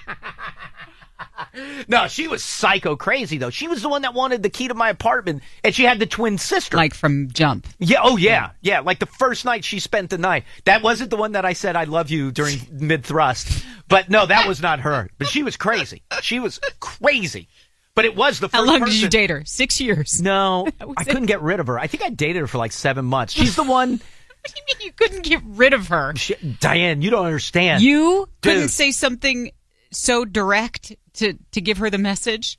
I said trying to break up, I said the rudest things to her that I've ever said to a woman in my life, and she still would not budge. And it's not because this is such a treat that you would never get this back. No, it was her general lack of security. She was the She one. sounds like an insecure person. And so, she was horrible. But She was horrible. You didn't push her away that Diane, I could tell you, and don't judge easily me. because you kept Don't going judge back me. if you dated her for 7 months. Don't judge me. At one point, I tried so hard to end it. I remember screaming at her while she was sitting on my couch, calling her a C-bomb, and please don't judge me. But I just trying to get it to end. And that was not the she last straw for her? No, we can get over this. God, what's wrong with her? But she was the one I almost. That's why I only dated her for 7 months. I almost got into. That was like the first month. I almost got in a fist fight with her old man. Oh, I thought you were going to say her. No, her old man was a wee thing too. Is that why you felt like you could take him? No, he was a dick. Also, I don't get why it lasted for that long, though. That's a long because time. I was trying to nicely end it. I think that when someone's throwing around the C-bomb. Honestly, and I felt horrible. I remember calling my friend. How long after you barraged her with the C-bomb did she finally leave? Couple weeks. Probably a month. So you didn't She's trying to work fix it. through it. Well, she tried to. It was horrible. I remember calling my buddy who set me up with her. I was like, this bitch is crazy. Crazy. And I told him everything that happened when I was screaming at her. And I do. I feel horrible about that. But what are you going to do? You get to a point where you just can't take it anymore. And couldn't you have said, listen, 5 months prior to this, it's just not happening. I'm done. That's it. Because you want to give it a fair run. Oh, okay. Yeah. Plus, I was so much taller than her. You stay with her because she was so short. Am I going here? No, she was crazy, though. And her twin sister was just as maniacal. Hi, Elliot in the morning. Hello. Hey, who's this? Kim. Hey, what's up, Kim? I'm 4'11" and a half. Oh, hey, how are you? This is her. No, not based on that name. No, I would know that name. I would also know that shrill voice with the pleasant tones of mid-New Jersey in it. So you think I'm crazy because I'm 4'11"? No, the girl I went out with was crazy because she was 4'11". No, I think I have dated guys as tall as 6'5". Have you really? Yeah. Oh, my God. Oh, but they loved you, though. At 6'5" and you're 4'11"? Mm-hmm. Yeah, they loved you. Apparently so. Yeah. Yeah, no. My husband now is 6'2". Really? And you're 4'11". Oh. That's awesome. Good for you. Although, can he even put his arm around, like, your waist? No. Yeah. I guess if we're sitting down. Awkwardly. Yeah, no, if we're sitting down. But, like, just walking down the street, he can't put his hand in your back pocket. No, but the good thing is... That's a deal breaker. I definitely have more leg room than he does in the bed. Yep, there you go. All right, very good. Thank you, ma'am. I appreciate it. I don't even know. I heard leg room. This is Elliot in the morning. The best of Elliot in the morning on DC 101. Best of Elliot in the morning. DC 101. Oh, you know what we have to do? Diane, do you know who we heard from? Who? The I can't think of their name. Joyride. Say again?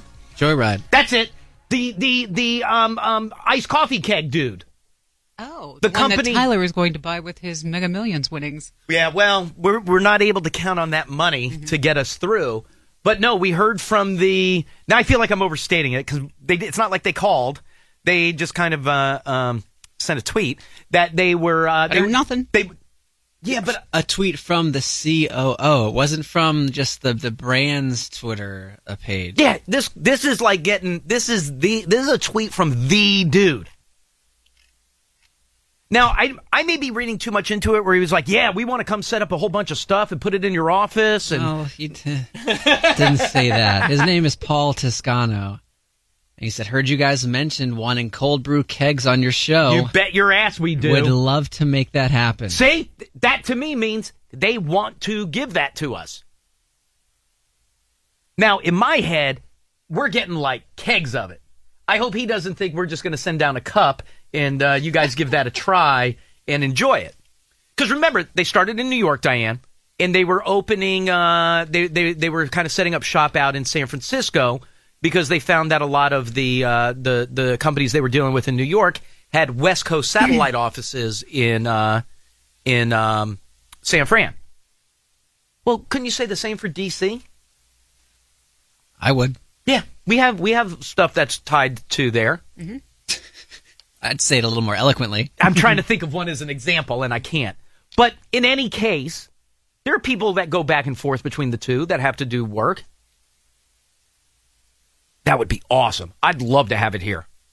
I was excited to get the message. Can we also agree that if we do get something, and I don't want to be too far ahead of myself, but I want it in the office. I don't want it out in the hallway. Well, I mean, I'll share with some people. I'll share with the engineers. So what do you want me to write back to Paul? Here's what I want. We would absolutely love to be the first. When you said DC love like that, do you want it all capitals? Absolutely. All right. Yeah, we would love to be the first DC people. Several kegs would be awesome. We plan on. Tyler already doesn't like your wording. Why? Well, it sounds greedy. It's not the wording. Several kegs. Well, you want to try? Try with one. I don't need decaf. You can tell them that. I don't need decaf. Tell them we plan to put it in the office. I'll put it in the. No, I can't put it in the studio because I can't lock it in here. But you tell them we'll share it with other people. Like the engineers are okay, and I'm out. I have 140 characters. Okay, so leave the part about the engineers. How about I out. say email Kaylee? Okay, all right, that's fine. Diane, when you go get our packets from Waldorf, can you keep going north and go get our kegs and then bring them down? How are they going to set us up? Do I need a water line? You would think, which means it's going to have to why do I need a water line? When I have a keg at my house, do I need a water line? A tap? No, I have a tap right there on the keg. But given that it's... We need fresh ice, though, because the ice in the fridge smells to holy hell. I'm thinking you're probably going to need a water line. Very excited for this. Very excited for this. Which then you know means what? Maybe they have to put it out by the water machine. I guarantee you we could have a water line installed in the office. Oh, really? Engineers will do it. Absolutely. They know how to put a water line in? They built a radio station. That's completely, 6 of them. That's completely different. They can put a water line in. Okay. I can put a water line in. Oh, you could? You run it out of the corner.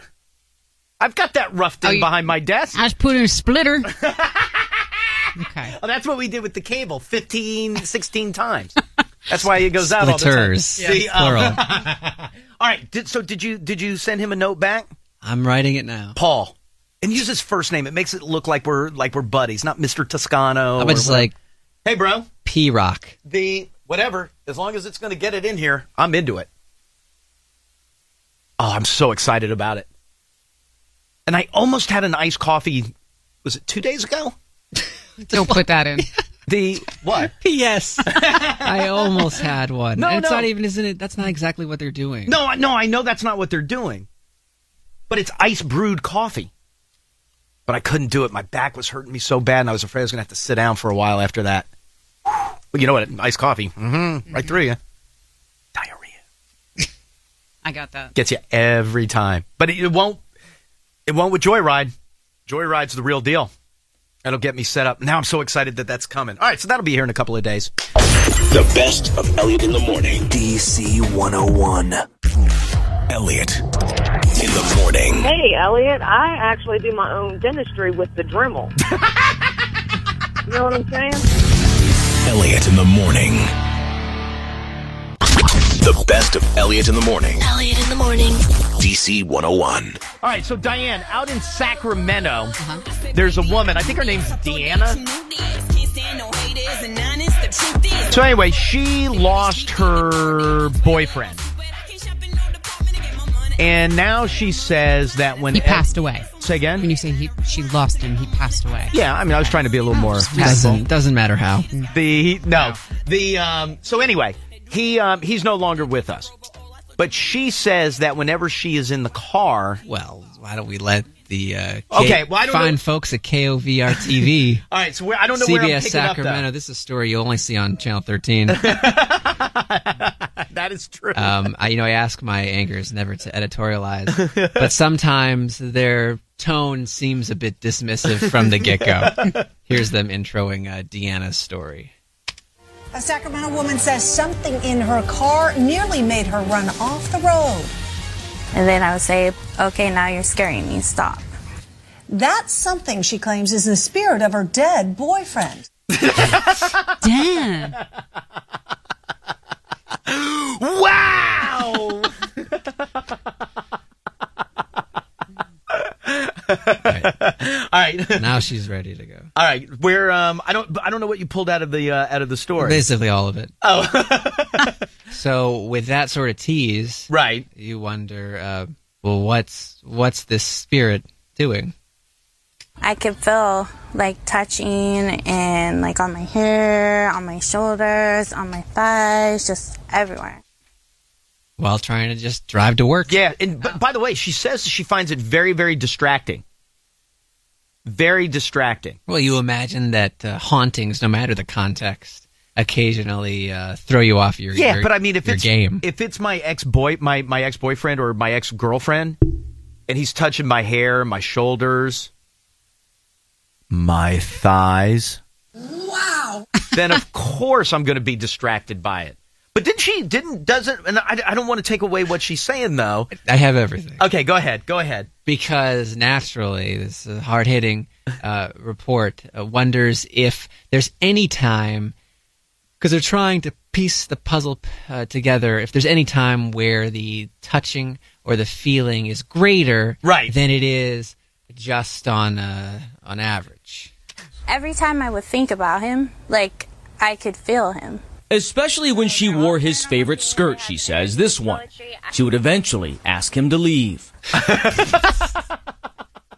You have to go.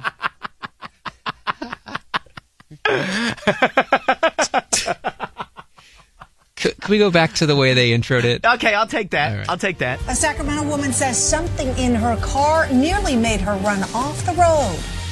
And then I would say, okay, now you're scaring me, stop. That something, she claims, is the spirit of her dead boyfriend. This is real. This is from this is Deanna Stinson. Friends at KOVR TV. That's Deanna Stinson. Yep. So, Diane, if you feel like your dead boyfriend's ghost is haunting your car, in fairness, it's a pickup. Your vehicle. Okay. What would you try? Not to wear his favorite skirt. Okay, that's a step. But keep in mind that when you're wearing the favorite skirt, he's really handsy with you. Other times when you're in this GMC pickup, I mean, he's always there. Like literally every time you think of him, he's touching your shoulders, he's touching your hair, he's touching your thighs, your body. Every time you're in your car and you're thinking about it, isn't it reasonable to get a new car? And that is what Deanna did. Yeah. She gets a new ride. But this beauty school student now wonders, is her dead boyfriend's spirit still present in her new car? It was time for her to call in a paranormal investigator, Paul Dale Roberts. I left the name in there for the plug for his business. So Paul Dale Roberts, he looks exactly as you would expect. He does. Meets up with this beauty school student, and they. Who can I just say? She is a cute girl. And they, bring in the equipment to do the paranormal investigation. Are you here with Deanna? Are you attached to Deanna? Are you attached to this car? Do you want to be around Deanna? Well, give him a second to answer. Jeez. It's like rapid fire with him. Well, this is where you're a newbie when it comes to paranormal investigation. You then listen back and look at your readings for questions like that. Because it's always on the playback. Yeah, you never hear it immediately. On the playback is where you hear something. Do you want to be around Deanna? Did you hear something? I just got it. I heard something. I just got something. I heard a whisper. I heard it. It sounded like... Yeah, that's a ghost talk. Listen. Do you want to be around Deanna? Did you hear something? I just got it. I heard something. I just got something. I heard a whisper. Guy's like, hot damn, that's never happened before. But tell me you hear that. You hear something. I can't make out what the Listen whisper close. You'll make is. it out. You'll make it out. You want the clip again? Yeah, one more time, please. Do you want to be around Deanna? Did you hear something? Yes, I do. I heard something. I just got I something. heard a whisper. He sounds more surprised than she does. Oh, madame. Oh, are you talking about Paul Dale Roberts. Oh, Paul. Paul Dale. Blew the plug. Paul Del Roberts. I think I said John. What? I hear that. What did you hear? Yes, I do. Want to hear one more time? Yeah, go ahead. Paul Dale Roberts. No, not Paul. Oh. I thought you wanted to hear his name again. You want the recording. I want the clip. Oh, I want here the we go, clip. here we go. Do you want to be around Deanna? Yes, I You just said that. Be honestly. Okay, be quiet. I'll be quiet. We've I'll be laughed quiet. through half of Here, it. I'll turn my mic off. Here we go. Do you want to be around Deanna? Got Did it. you hear something? I did. I just got us. I heard I something. did. Take off your I just clothes. got I heard something. a whisper. It almost sounded like love her or something. I did. That's not what I heard. I heard yes, I do. And you heard how clean it was going into the recording device. Yeah. Yeah, you didn't hear anything in response, but you It's hear it zero coming back. ambient noise. It was a You hear it coming back. very, very high quality, clean recording, and then coming back, it's like white noise. That's why Paul's so good at what he does. Paul Del Roberts. Paul Dale Roberts. Paul Dale Roberts. Dale Roberts. Damn it. You're killing this guy. And then they obviously have to put the clothes on the news. I don't know what the industry term is, but you'll hear the anchors here just flush the dump. They took on the story in the first place. Well, Deanna says as long as his spirit doesn't disturb her as she's driving, she is just okay with that. Doug, weather? Wow. Why don't we just call her crazy? She's not, though. Why dismiss that? She's got hands all over her thighs, her hair, Now, was that- her arms, her shoulders. Was that in the new car or the old truck? Thank you. So she had the GMC, right? She got rid of that and ended up in like a Ford Focus, I want to say. I don't know why I'm being so particular. I've never cared about details, but I feel like I got to get the cars right. No, but she got rid of the truck. She ends up getting a car, and nothing changes. And even Paul Dale Roberts ends up telling her that the ghost is attached to her, right, not the car. Because a lot of times it's attached to the vehicle. Mm-hmm. In this case, it's attached to her. She can get 50 cars. It doesn't matter. Only on CBS 13 But and Elliot in the morning. But she does say that sometimes she has to like pray him away. She's afraid she's going to crash the car.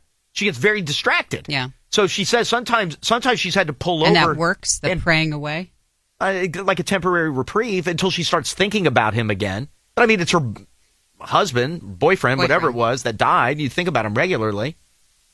So it makes sense to me. Can I hear the clip where you hear the ghost again? I was busy looking at the picture of the ghost. Oh, there it is. Look, Diane. We had an intern put it together. That's her favorite skirt. Oh. And that's his favorite skirt. That's Paul's favorite skirt. Paul's not the Paul. investigator. The boyfriend's favorite skirt. That's his favorite skirt. So you want where they play the audio Where you back. hear the audio back. Actually, you know what? Give me the one before that where you hear how clean it is going in. The recording? Yes. All right. Are you here with Deanna? Are you attached to Deanna? Are you attached to this car? Do you want to be around Deanna? Okay. So that, you just pepper through.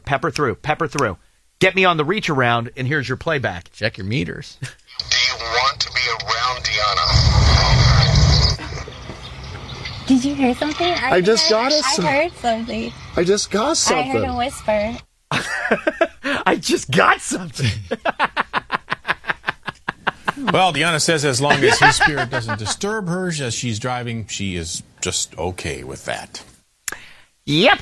And other crazy things. How about that storm? So bad. They're horrible. Great story, though. Poor Deanna. Hi, Elliot in the morning. Hello. Hey, who's this? My name is Laura. I'm a professional medium. I have been since I was a young girl. Right. I've always seen and felt spirit. So what she's going through is actually not uncommon. When we think of people who have passed on, our thoughts are energy. So actually we're calling them. So when she's thinking of her ex-boyfriend or thinking of him being with her, she's actually calling him to her. Right, to like beckon him.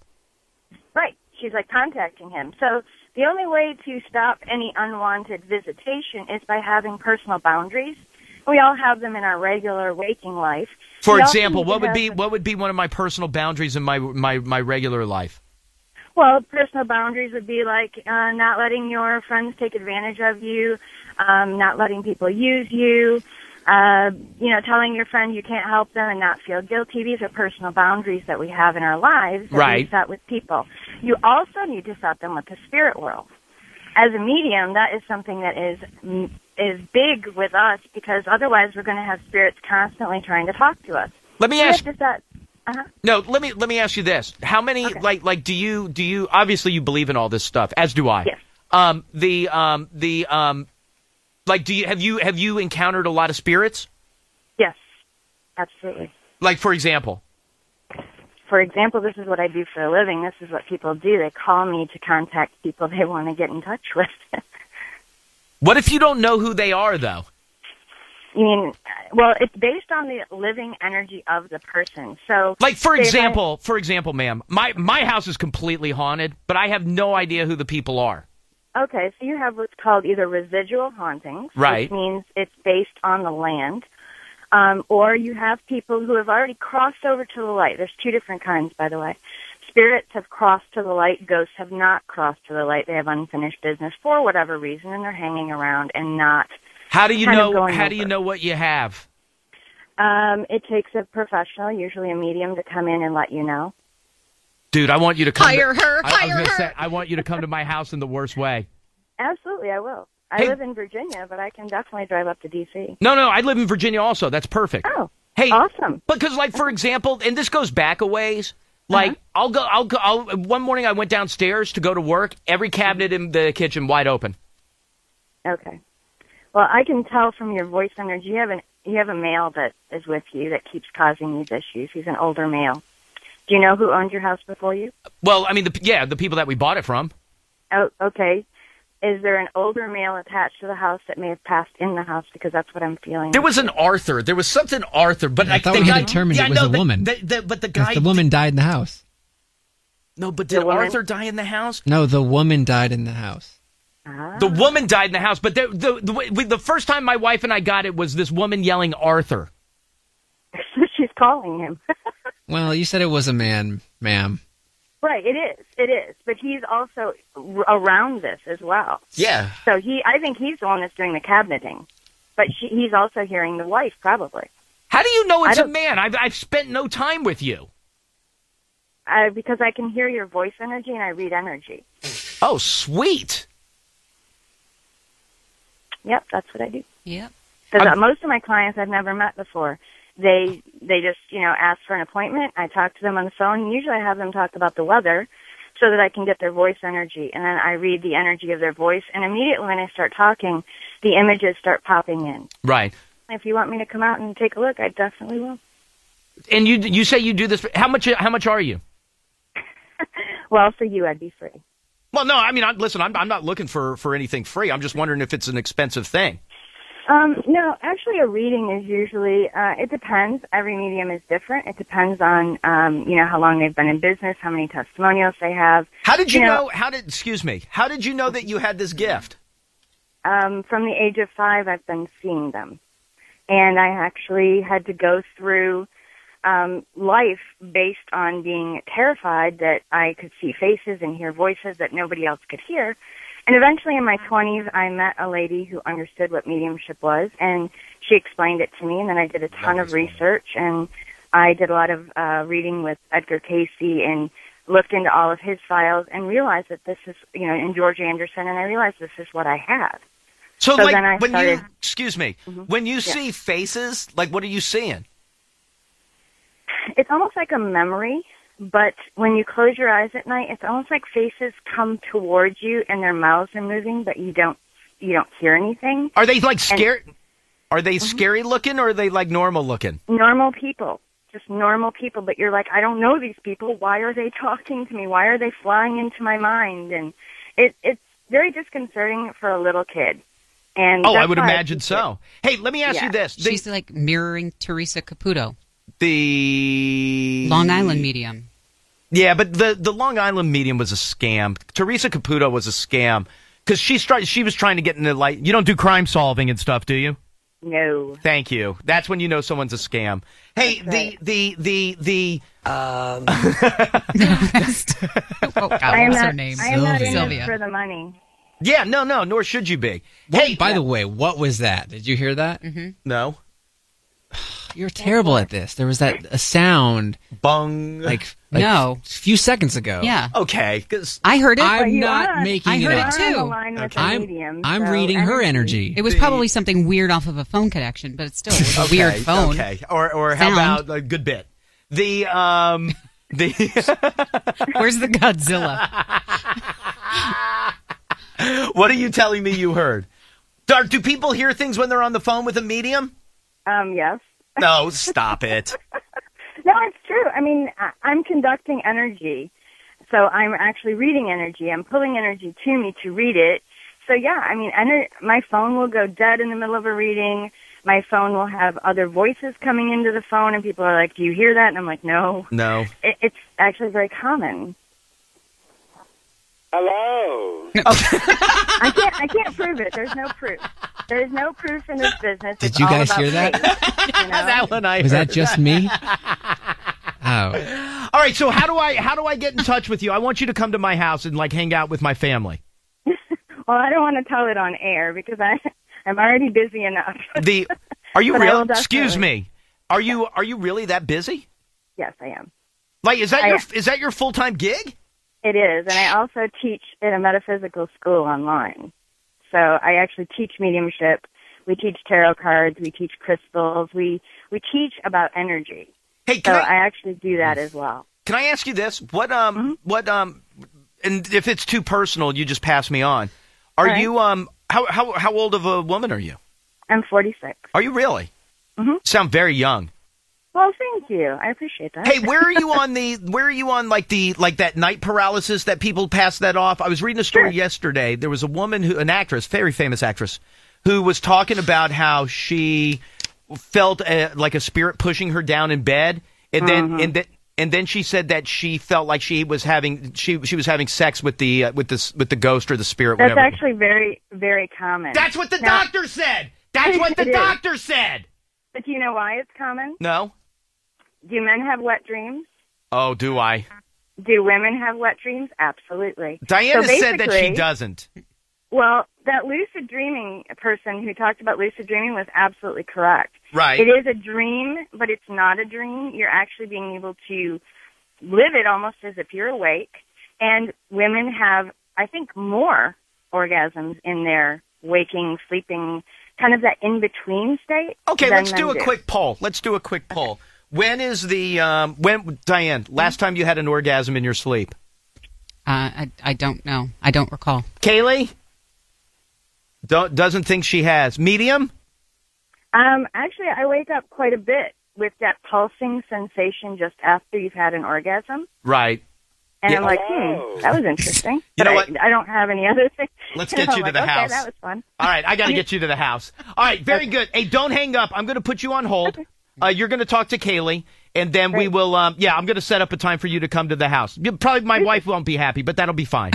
Well, I'll talk to her too. I'm a real person, so I'm not like some gypsy-looking girl. No, you sound beautiful. You sound great. Well, thank you. All right, Thank very you. good. Hold on 1 second. Okay, hold on 1 second, please, okay? Okay. Hold on 1 second. All right, what button did you hit that just went That was the energy, man. Okay. The best of Elliot in the morning. DC Morning. DC 101. Hi, Elliot in the morning. Hey, what's going on, brother? I'm in the Navy. Hey, sir, how are you? Doing all right. What's going on? Hey, I have a quick question for you. You know what? And being in the Navy, this may work out because we were just talking about last week the program that the Navy has. This is what I'm asking about, but it'll kind of get down that road. The program that you guys have, where you guys have trained like dolphins and stuff to be able to pick up on, whether it's explosives that are under the water or like if an enemy was trying to approach a base or a ship or something, where you guys have trained animals, in this case dolphins, to be able to alert or go in and try to, deal with some underwater situation. You're familiar with that program, correct? I am not, unfortunately. Oh, that's okay. I just told you everything really you need to know about it, the important stuff.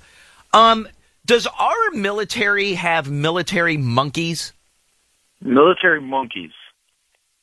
I have not heard of military monkeys. Military monkeys, I had never heard of them either, but they exist in China's military. Well, I'm not surprised by that at all. Oh, really? No, it's China. But it seems kind of smart, doesn't it? It could be, but also at the same time, training a monkey, they'll flip on you faster than anything, and then we're dealing with Planet of the Apes. Okay, all right. That is one way to look at it, sir. Absolutely. Is that the United States military's official position on monkeys in service? But the dolphin thing's 100% true. Where they've trained dolphins, it was dolphins and seals, and right? Seals, yeah, to be able to intercept if it was some people that were approaching, if there were explosive devices, that the animals would be trained to kind of help deal or fend off some kind of issue. Hey, thank you, sir. I appreciate the phone call. Thank you, ma'am. Absolutely, brother. I'll give you the dolphins, but is this legit, the monkeys? It's 100% legit, and it's legit in a couple of ways. Let me ask you this. Forget military for a second. Yeah. Planes in general. Yes.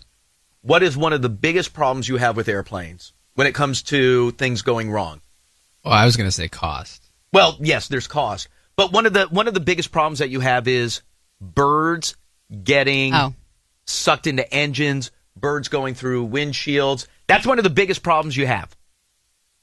So these monkeys are being trained, the military monkeys are being trained to do two things in China. Number one, they get rid of all the birds.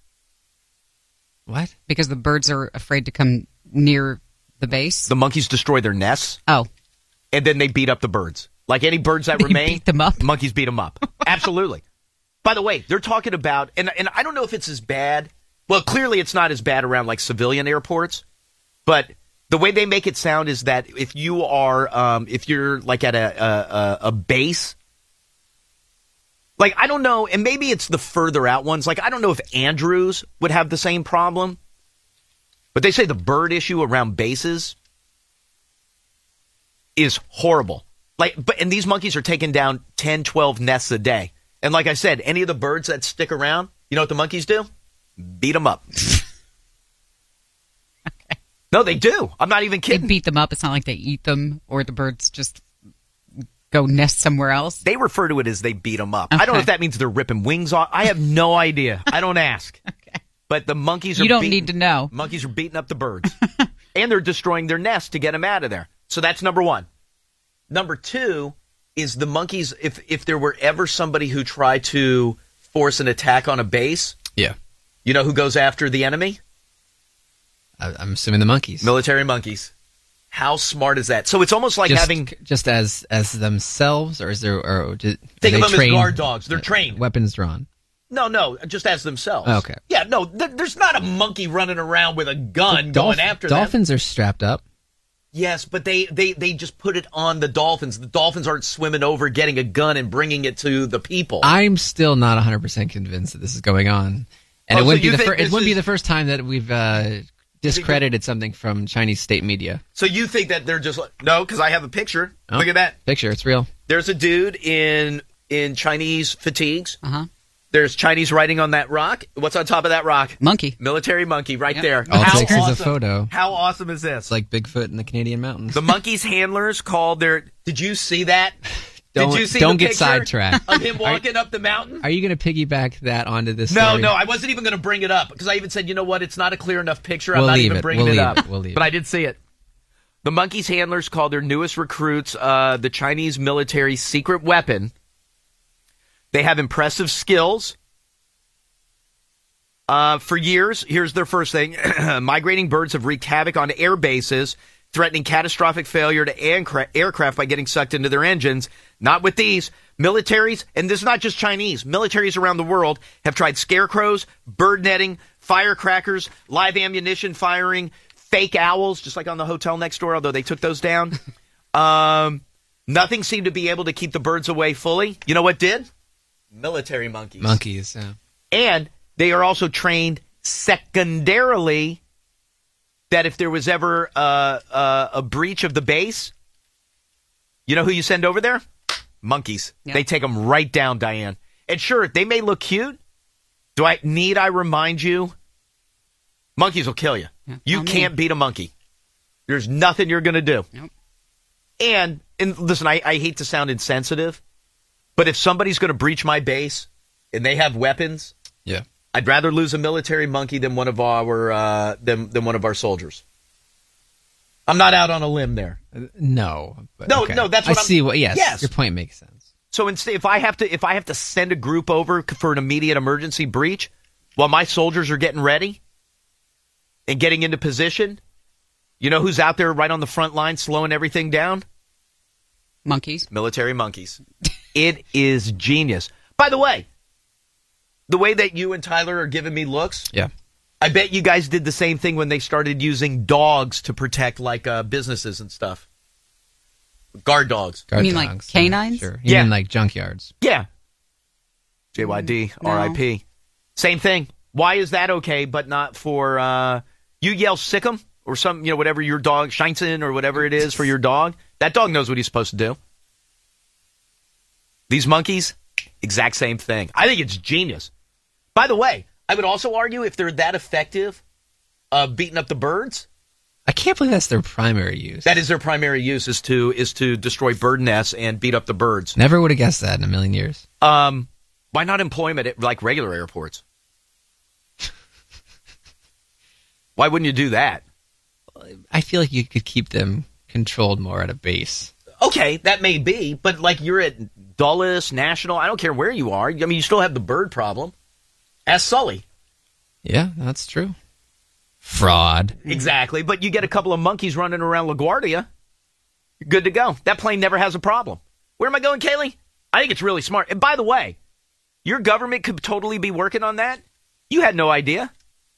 The dolphin thing got out as a surprise. Turns out it's been going on since 1950-something. Where am I going? Line 3. Hi, Elliot, in the morning. Hey, buddy, it's Eddie from Philly. Eddie, what's going on, dude? Nothing, man. That's what I did in the military for 14 years. I was EOD, man. What did you What did you do? I was explosive ordnance. Oh.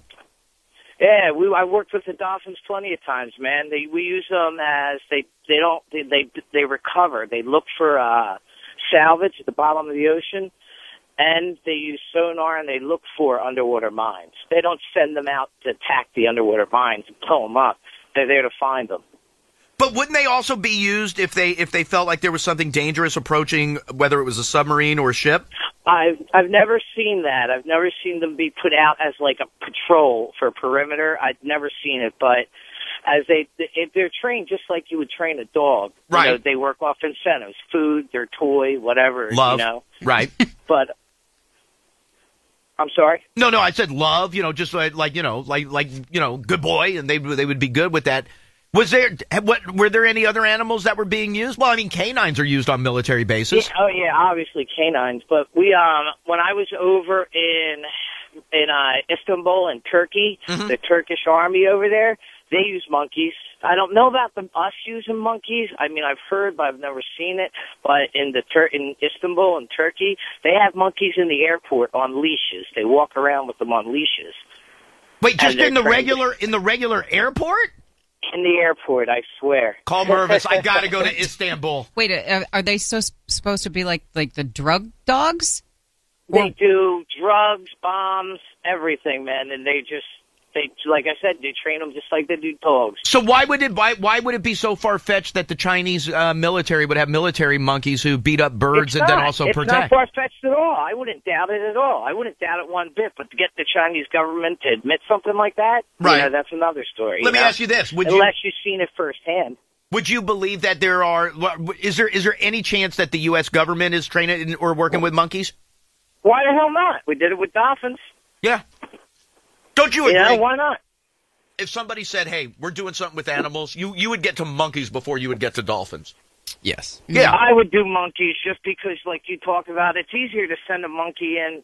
I mean, it does. It sounds cruel as hell, man, but, you know, a monkey's a monkey. People, they test all kinds of things with monkeys, you know, so why not use them to, you know, go out and detect the coordinates? Hey, listen. Yeah, no, you're absolutely right. If there was a breach or there was something serious, I would rather lose a monkey than lose you. Exactly. You know, I mean, it does sound pretty bad, but, you know. No, but that's the those truth. animals, those dolphins and those monkeys, I mean, for either service or forever service, they treat them just like personnel, though. Oh, I'm sure. Too, you know what I mean? Yeah, no, Like a listen, I'm police not dog, saying, hey, let's just blow them up, but I would rather lose a monkey than a human being. I agree 100%. All right, Eddie. I All right, appreciate brother. it. Thank you, my Nice friend. talking to you all. You got it. Talk to you later. See? He worked with the Dolphins. Yep. I don't think we ever knew that. By the way, how awesome is it that airport security in Turkey is a monkey? It's bizarre. I love it. Where am I going, Kaylee? Line 6? Hi, Elliot in the morning. Hey, this is Rob. I'm in the Air Force. Oh, hey, how are you, sir? Good. How are you, man? Good. Nice to talk to you.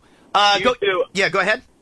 I was gonna say when I was in tech school, they actually use people on little go-karts with it's like a propane tank, and it shoots a burst of gas that basically scares all the birds away from the flight line or just the general area. Right. So you get monkeys running around. You know, you got civilians. You also got students or working military. You know, what's to say they're not going to snap like a dog?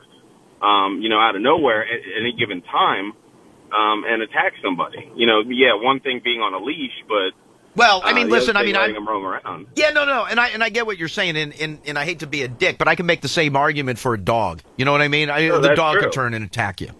Oh, that's definitely true. But now, let me ask you this: like flying in the Air Force, going from base to base, are birds on base a huge problem? They can be, but they're not usually that big of a problem because, like I said, they have the civilians running around with those cannon bursts that just fly them out of base. Right. And you got the bird nets up in the hangars and everything of that sort. Right, but if you got to get to those bird nests, in China, who they have tearing down those bird nests? The monkeys. Monkeys are up there tearing them down. And by the way, the number is ridiculous. Hold on 1 second. Oh, here we go. Wait, is this it? They go up, they climb the trees, they tear down the nests. I want to say they said that they do like 18 nests a day. Oh, they also go out and find mines and stuff like that too. By the way, nobody talks about the value of the homing pigeon, and those got used forever. Homing pigeons, falcons. There we go. Dogs at work. Where's the number on the? You know what? I should have written that down.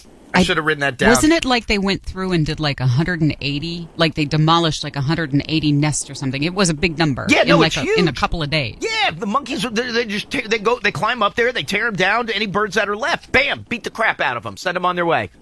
Then they also use them as like guard dogs walking around the base. That would be awesome to me. I would love to see that. Hey, will you find out if we're using them in the U.S.? Let me see if I can work on that. Yeah, get to me on that. All right, dude. Hey, listen, I appreciate the phone call. Thank you, my friend. This is Elliot in the Morning. The best of Elliot in the Morning on DC 101. The best of Elliot in the Morning. Elliot in the Morning. DC 101. Hey, can I ask you something real quick while I got you? You still there? Yeah. Oh, yeah. I didn't know if I'd put you on hold yet. Hey, do you remember the band Faster Pussycat? I do not. Ooh, boy. I feel like you should. I really feel like... No, I feel like people should remember. Diane, you remember Faster Pussycat, right? Mm-hmm. Yeah. So, anyway, please tell... Hold on one second, dude. Please tell me you saw the video of their performance. I don't know when it was from, but the video was going around yesterday. Over last weekend. Did you... that speaks volumes.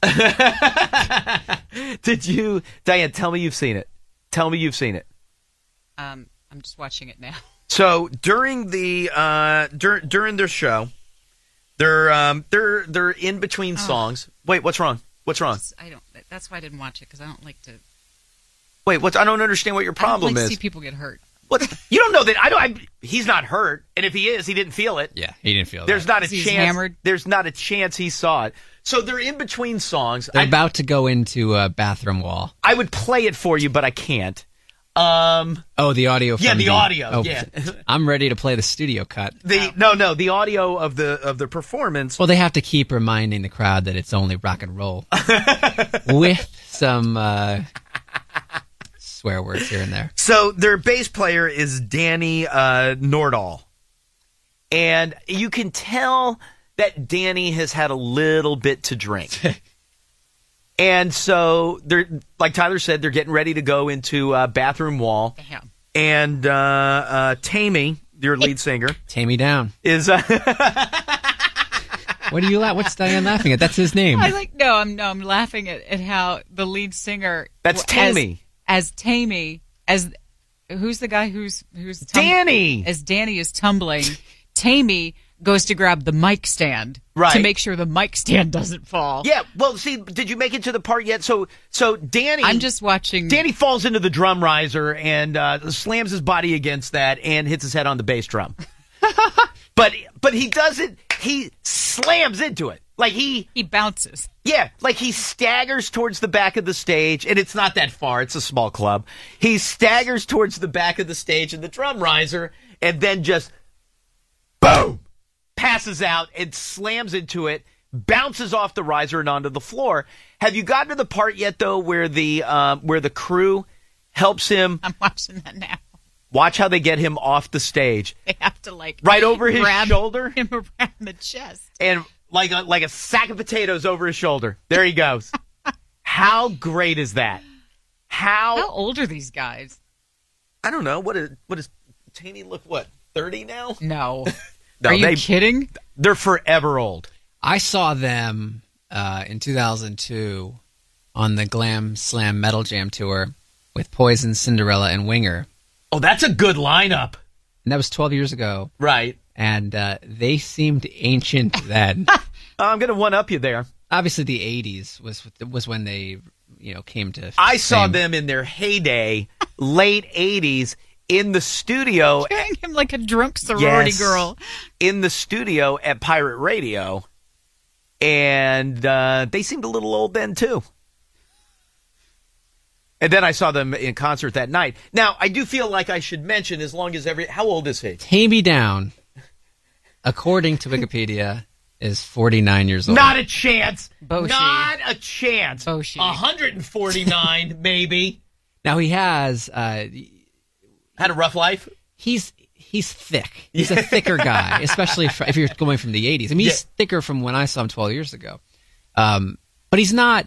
Because you saw the video and said, can you believe how out of shape Tammy Down is? He looks horrible. He's like Vince Neil. You don't look at Vince... Yes, you don't look at Vince Neil and say, that guy is a massive load. You just say, that guy's a load. Okay, for a front man. Okay, fine. I'm comparing him to somebody who is... Okay, but... not releasing hit singles anymore. But Vince Neil, and maybe it's because when you see a picture of Vince Neil on stage, he's at a bigger arena, it's spread out a little bit. You've been to a Vince solo show? Okay. He opens for Faster Pussycat. Okay, all right. I'm talking about as the band. As Motley. Okay, as Faster Pussycat, like when they finished the show, Tammy turned around and helped carry the drums off the stage. Yes. No, because they do not they have roadies and they have a crew and tech because those guys work for the club. My favorite part of the video, I don't think they do because my favorite part is obviously the guy collapsing into the drum riser. But my second favorite part is you see there's about a minute of banter, right? Where Tammy has his back to the audience, right? And you see a tech run up and whisper something in Tammy's ear, right? And Tammy looks over his shoulder right at Danny, the bassist. So I think the tech or the roadie or whoever is saying to him, Danny's a mess. Danny gonna go. By the way, and this is where, if you watch my third favorite part of the video, which is after the collapse, the bassist from the opening band pops a bass on and fills right in for Bathroom Wall. So they knew before they even started this set that Danny was loaded. Which is the guy who's got like the Oxford shirt on. Yes, he doesn't. With the short hair. He doesn't have a hat. Sticks out like a sore thumb. They all wear the captain's hat. But you're right though. He completely fits in. Like he knows exactly what he's doing. So they are like he's aware, the understudy. that Danny may have a problem. But I'm not speaking in general like he's an alcoholic. I I'm bet he saying is. that You know what? I'll take that bet. He has a problem that night, that show. And Tammy is made aware of it. Right. As is the bassist from the opening band. And that tech is like, listen, when he goes, because he's going to fall over. Bob from whoever opened for them, Vince Neil solo band, is going to jump in and play Bathroom Wall with you. And he does. He comes in front. And there's not even, it's amazing how quick, like this, you're right, this is probably not the first time Danny's collapsed. Yeah, no, not at all. Two more things. Well, three things. You got to watch him collapse into the riser. It's great. So, two things. Number one, Tyler was telling me earlier this morning when we were discussing in length the incident with Faster Pussycat. Out of all the shows he's ever seen, he's never seen anything like that happen on stage. Well, I try to, run through all the shows, and I don't remember anyone falling over. I can't say that I can remember that happening. And I want to say that I've seen, and I don't, are you talking about falling over because they were drunk? Or just there being like an accident on stage? No, there has to be something. A guy taking a step in the wrong direction and tripping over like a monitor. To me, that's not a big deal. Nothing. That happens all the time. No, where the guy is so messed up. Effed up, he just can't do it. and it drove me crazy that I couldn't think of one. And that's when I said, I guess every band I've ever seen has been sober. Yes. I can't think if I've ever... Did he fall over? No. That's Wait, who stumbled a lot? She's Scott Weiland. Scott Weiland. Oh, Weiland. Now, Weiland, when... And that was at the beginning. Wait, which show are you talking about? A couple years ago, are you talking Chili about Cook-Off? Oh, see, no. I'm thinking to dinner with him in Baltimore before he played had his tumbler of red wine. Before he played Ram's Head. And it wasn't an STP show, it was just Weiland. Right. And we had a bunch of winners who had dinner with Weiland. And I remember Weiland asking me to come sit by him at one point. And I say that like he knows me. I've never met him before. He just wanted somebody to sit by him. Hey, he thought you were one of the DeLeos. And he was like, hey, sit over here. And he was telling me how he had hit the end of the road with his wife. He was going into Ram's Head was the last night of the tour, and he was going into rehab the next day. He was going to fly from Baltimore back to San Diego and go into rehab, and he was pounding. Now, that being said, I only saw the first song of the show, and that was it. I didn't see the rest of the show. But he was hammered. In the time that I sat there talking to him and eating, it was probably like 45 minutes. He drank a bottle of wine. Wow. And he had some before he got there. He was late for dinner because he had a couple drinks between sound check and coming over to dinner with all the winners. But I even remember talking to the winners and them going like, man, Weiland can drink. But I assume Weiland made it through the show because I do know he made it back to rehab. By the way, don't Andy, you want to see that? The name of the bassist who took his place without missing a beat was Andy from Red Light Saints. Oh, so they were ready to go. So I said two things. Number one, Tyler couldn't think of, and nor can I now that I think about it, think of any time that you've seen somebody just so messed up that they just eat it. And the other thing is that's worth pointing out, Faster Pussycat's going out on a great tour this summer. I do like what Tammy said, though. And again, we can't play the audio, but when Tammy's like really set on getting a copy of the guy falling, he's like, someone better have gotten that on tape because he's waking up to that every morning for the next how many ever years on loop. That's rock and roll! Get this line up, Diane. This is, by the way, Diane, they buried the lead. This should have been the lead. And then, by the way, this is what happened last weekend to Danny Nordahl. Faster Pussycat, Quiet Riot, Bullet Boys, and Gilby Clarke. It's the Bang Your Head tour throughout North America this summer. How great is that? That's a great tour. There's air drumming. So is Rabikoff.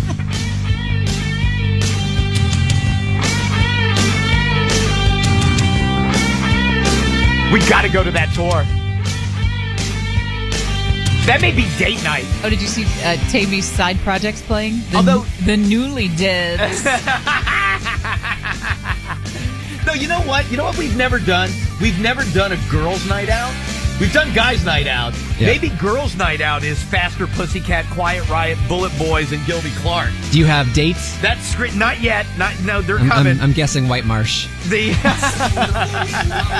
is a great song. Yes! They had a number of hits. They had this. They had... House of Pain. House of Pain. Babylon. Okay, yeah. They had... Oh, Danny. Hey, someone better have gotten that on video.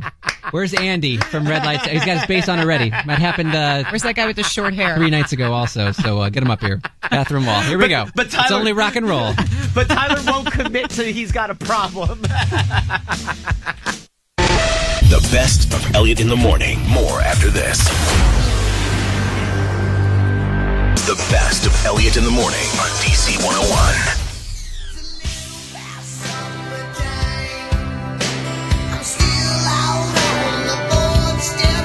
If you don't think a lot of girls lost their virginity to this song in 1989, you're crazy. Too tamey. By the way, I headed over to Twitter. I sound like my stepdad. No, I wanted to see if there was an update on Danny's condition. Right. So I'm not sure if at Fast Tammy is Tammy down because it's not verified. But the only mention of the incident is him retweeting the story. The blabbermouth story. However, 3 hours ago he did tweet, "Feel free to call this dip S. Raj at the Howard Johnson in Clifton, New Jersey. Hashtag Yelp.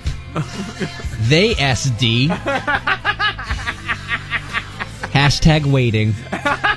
Not happy with Raj on Route 3 West in Clifton, New Jersey. And he links to a picture. It's an Instagram photo of Raj's card leaning up against a Budweiser. Who is that the guy who posted the video? No, that's at the hotel they're at, and he's not happy with the service. He's not happy with the service, so he's mad at Raj. Oh. He wants more. All right. I may have thrown up in that parking lot at some point. Of that very same hotel? Yes. I know exactly where it is. All right. Oh, man. You know what? They're still out rocking, though. Tyler, during the break, declared Faster Pussycat the most professional band in show business. That should be like on the marquees. Now they need to always be on the road with Andy, the backup. I can't even say backup. He was in the opening band and he knew Bathroom Wall. Yeah, no, he was great. Kaylee, come here for a second.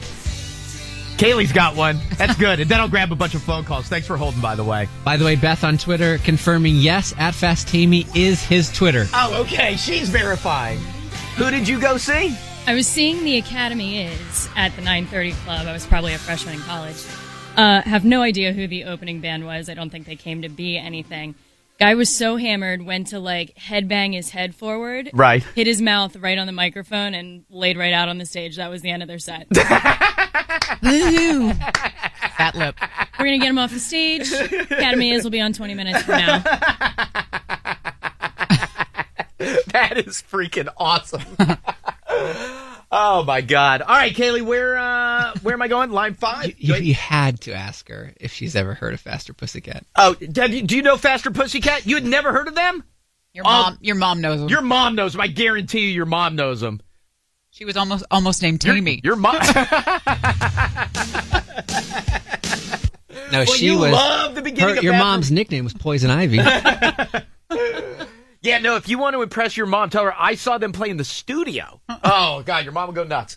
Wait, recording an album? No, they were playing live. Oh, the radio station. Yeah. No, not the performance studio. They stood right across the counter. Hi, Elliot in the morning. Please welcome. What's the name of his band? I don't even know if I say That's their not name. right. I'm sorry. Hi, who's this? Hey, is this me? Yeah, hi, who are you? Hi, this is Mo. Hey, Mo, what's going on? Oh, not much. Just on my way to work. All right, what do you got for me?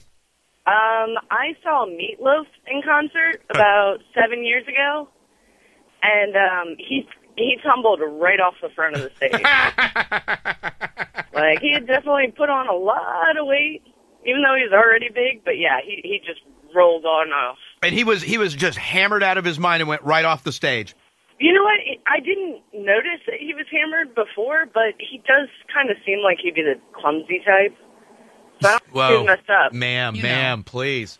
All right, very good. I appreciate it. Thank you, honey. Thank you. You got it. Talk to you later. Line 8. Hi, Elliot in the morning. Elliot. Hey, who's this? This is Joe from Baltimore. Hey, what's going on, Joe? Hey, Faster Pussycat's actually playing Sunday at the House of Rock up here in White Marsh. Oh, Tyler, you were right. Called it. It's actually a killer show. Venue. Hey, Tyler, where are they going Monday? Maybe they stop by on their way somewhere, come in and just, you know what, guys? Give me bathroom wall. And I'll let you go. I did 2 songs. I'll give you that and House of Pain. Babylon. Oh, see, you want him to stay for a while. This was their first single. Was it really? Yeah, off their self-titled debut album. Here they are. Line 6. Hi, Elliot in the morning. Hello? Hey, Elliot? yeah, hi, who's this? This is Johnny from Richmond. Hey, what's up, Johnny? Hey, yeah, it's about that guys eating on stage, right? So when I was like in 7th grade, my first big concert experience, I was seeing Incubus at the Richmond Coliseum. The opening band was Phantom Planet. All right, and the front man was just wasted, right? Just flopping all over the stage. Wait a minute, Phantom Planet, like, Schwartzman's band?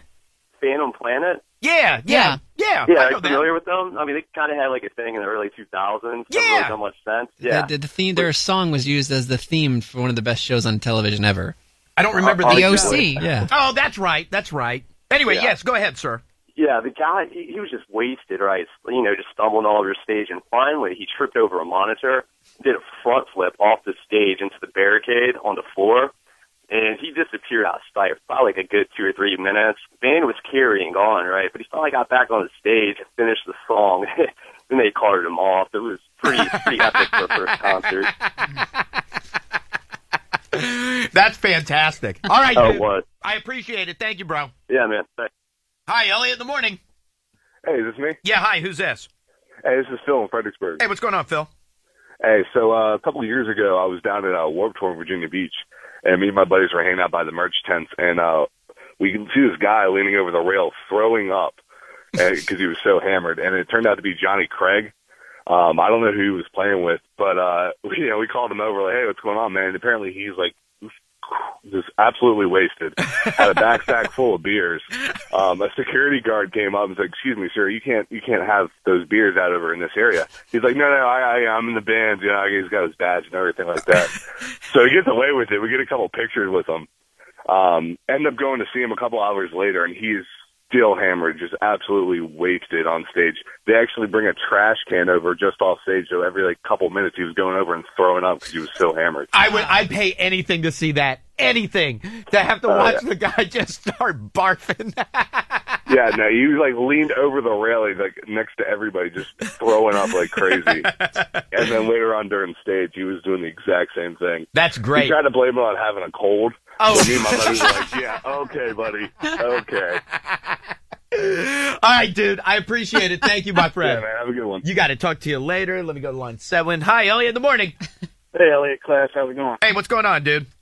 Hey, Phil Anselmo of Pantera, he's had a pretty well-documented struggle with drugs. Right. And about, I think it was sometime between 2002 and 2004, I saw him with his side band, Superjoint Ritual, at Otto Bar in Baltimore. And I'm going to go and say it was his drug of choice, heroin, and probably some alcohol, but he was struggling to get on stage. His eyes were closed the whole time, could hardly remember half the lyrics. It was horrible. Oh my God. but not to leave him hanging like that. I saw him with Down in 2009 after he got sober. Right. I could have cried. He was back. It was like 1990 when Cowboys from Hell came out. He had all of his he was great. Yeah, listen, I'm not judging. I just think it's hysterical. I think I would laugh my ass off if I saw that take place. I mean, listen, what are the odds we're ever going to be at a Faster Pussycat show after Sunday? Well, I'm going up to Clifton tonight to Dingbats to see him tonight, and then I'll see him again in White Marsh on Sunday with Psychotic Melody, and then I'll hopefully catch him. I don't know if they're coming around here for the tour with Bullet Boys and Quiet Riot and Gilby Riot, Clark. yeah. I guarantee you they're coming around. I mean, I'll just see that. It's an international tour. See that at Sturgis. I'm going this year. Okay. Hi, Elliot. In the morning. Hey, what's up, Elliot? It's Hey. Chris from Frederick. Hey, what's up? Hey, man, I went and saw Nine Inch Nails at, where was I, at Merriweather, and the show was over, the lights went out, and then they were coming out for their encore. Well, supposedly backstage, Trent Reznor hit his head on one of those stage lamps. You know how they got those sharp edges? Right. And he came out and did the encore, last 3 songs, so he had blood, pouring down his face. It was awesome. It was awesome. It was a cold. All right, dude. Appreciate it. Where am I going? Line 5. Hi, Elliot. In the morning. Good morning. Hi, who's this? My name is Cindy. I'm calling you from Winchester. Yes, ma'am. I've been to 2 different shows where I've seen people just lay out. I saw Meatloaf eons ago where he literally fell off the stage into the crowd, and he was a big man to do that. And then, I don't know if you guys remember Southside Johnny and the Asbury Jukes in the 80s. Yeah, sure. Okay, well, he Southside Johnny was on stage drinking straight Jack from a bottle, and as the show went on, he would sit down on these big speaker things, and eventually he just kind of fell forward and fell asleep on the stage. In the middle of the show. It was great.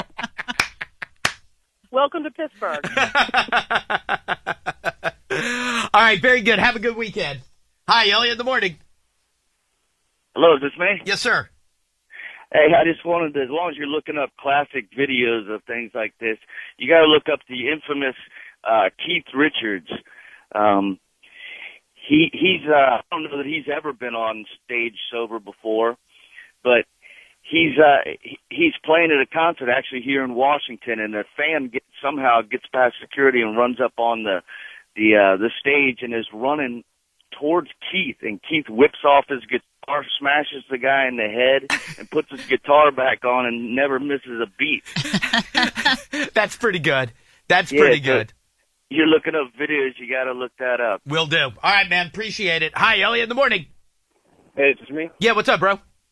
Hey, so I saw Steven Tyler at Lisner Auditorium at GW one time. He was there with his wife doing some type of world peace thing. And he was so hammered, coming out, he couldn't, form coherent sentences. But when he got up on stage, man, he sang his butt off, dude. It was amazing show. He just could not talk. He couldn't walk. He couldn't do anything. It was incredible. But he made it through the performance, right? Yeah, he made it through the performance, but he just he couldn't function as a human being. It was so terrible that you see someone like this, a rock icon, just completely smashed. Just a mess. He was just singing. I mean, it was incredible that he could function on stage. I gotcha. Appreciate it. Thank you, dude. Hi, Elliot. In the morning. Is it me? Yeah, hi. Who's this? Hey, it's Wayne. Hey, what's up, Wayne? Hey, man, I seen Everclear. It was back when HFS, tried to do their, comeback concert or whatever. Right. Up in Merriweather. Right. And the lead singer from Everclear, he was so hammered. He, had a new song. Couldn't remember what he was singing. Got all pissed off. Did, one more song and, quit his set. It was just hilarious. What was the, what is it? Is it Art Alexakis? Yeah, that's right. What a big douchebag he is, too. Guy is a big prick. Yeah, he sucked, man. Everclear back in the day. They were pretty good, but this dude just sucked. Horrible. All right, dude. I appreciate it. Thank you, my friend. Thanks, Elliot. Take care, buddy. You got it, dude. Thank you very much. All right, let me do this. I got to take a break. Come back. We'll get into... there we go.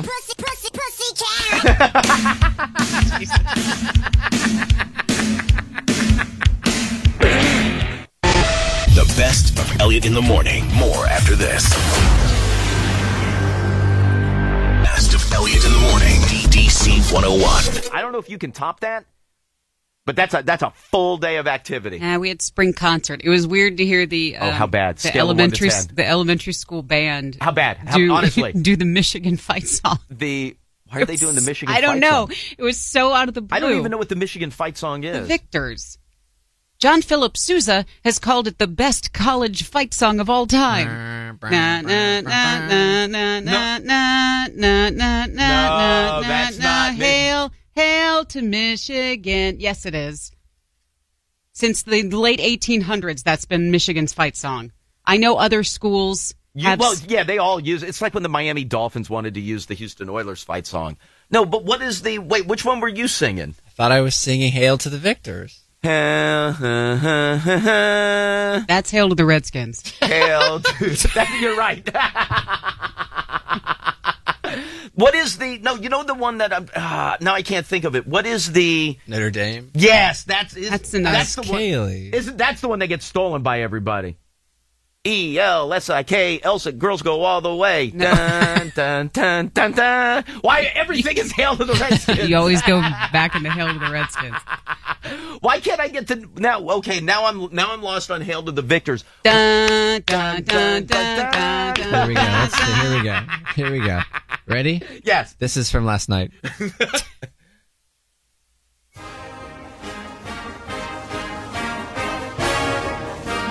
Dun, dun, dun, dun, Hail, hail to Michigan, the leaders and the best. Hail to the Red. Hey, where's Bo Schembechler? Oh, he's fighting Woody Hayes up in heaven. That's right. Okay, so wait, do you have Notre Dame over there? Is this it? Because I feel like Notre Dame was my high school's. Wait, hold on. Dun dun dun dun dun dun dun dun dun. No, that wasn't my high school fight song. different. Who did we rip on? I don't remember who our high school... Hey, type in, do they have Ailey Felsick's fight song in there? What was I singing? Maybe I wasn't singing. I thought I was singing Michigan.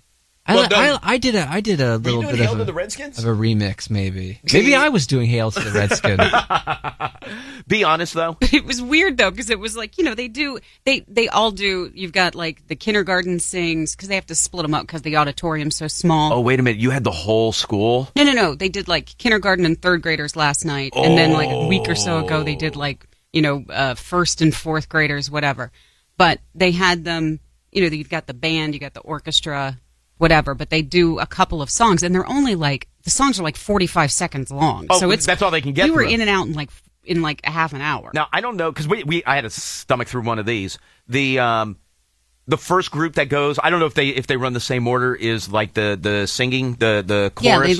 They let the kindergartners go, and then they tell the parents to, hey, take your kindergartners home because they need to get home. We only had like the fourth and fifth graders, but they start with the singing, and in the back of your mind, you're like, oh my God. Maybe they're starting with the worst, because how could it possibly get worse? It's cute. Who cares? And then they get to the orchestra. Whew, man, Yeah. that's like a cat fight. And then you think, although props to the girl, the fifth grader who was playing the stand-up bass. you know what? Good on her. Yeah. Good on her. Probably not getting mocked for it. Oh no, it's probably fun to drag on the bus every couple of days too.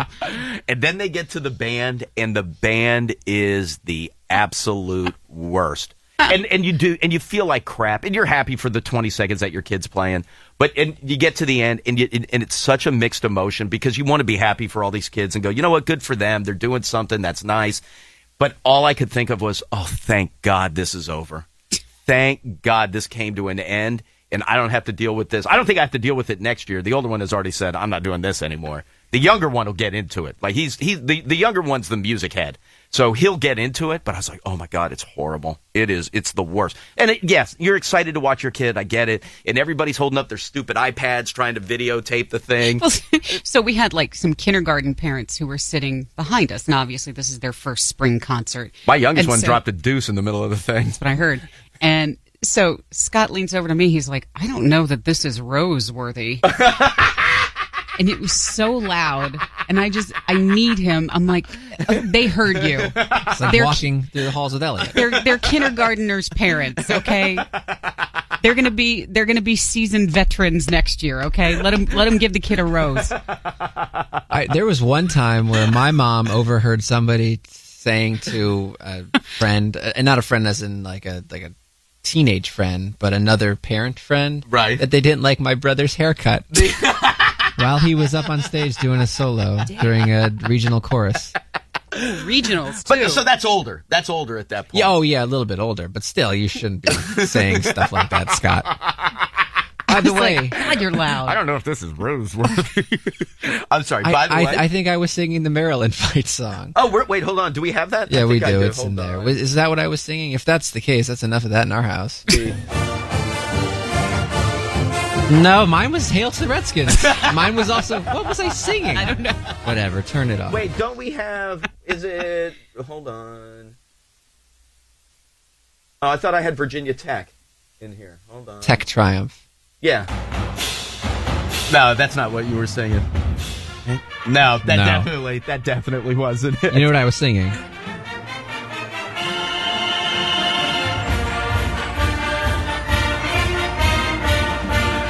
Hold on, sorry. Here we go. I'm from New Jersey and the town of Bonnet. I love the garden place. I'm from New Jersey. This is the now here's the fight song. Look out, football, here we come. Houston Oilers, #1. Oh, you know what? If it's not too spritzy out, it's a good smoke day. Houston has the I'm amped. How are you not? Team. We take the ball from goal to goal like no one. Be honest, when you first hear this, first quarterback that comes to mind, Stabler, Pastorini, or Moon? And when you say the Stabler. Stabler, yeah, the snake, right. Cause we're the Now you know the rules. I can't stop it until we count. Damn it. Houston Oilers #1. 5, 7, Yes, 8. we're the Houston Oilers. Houston Oilers. I guess you could have gone with Nielsen, but nobody remembers him as quarterback. 7, 8. No. Are you already singing the "We Give the Other Team No Hope" right here? Oh, I finished it already. Diane, wake up. Not sure if this is Roseworthy. That's exactly what Scott sounds like. There it is. We've got the defense. Here it comes. We got the defense. Yeah, suck it, Dolphins. The other team no hope. Hey, don't walk like that. My sister did flags for a year. Never got laid that year. Flags. Flags. Yes, we're the Houston Oilers. Houston Oilers. I'm breaking the steering wheel right now. 5, not yet. Here we go. Horrible lyric right here. No, not here. That is Toe the Rope. I'm on the wrong verse. Here we go. You ready, Diane? Houston Oilers #1. 5, 7, 8. We're the best from the Lone Star State. Only one other team. I really don't like his haircut.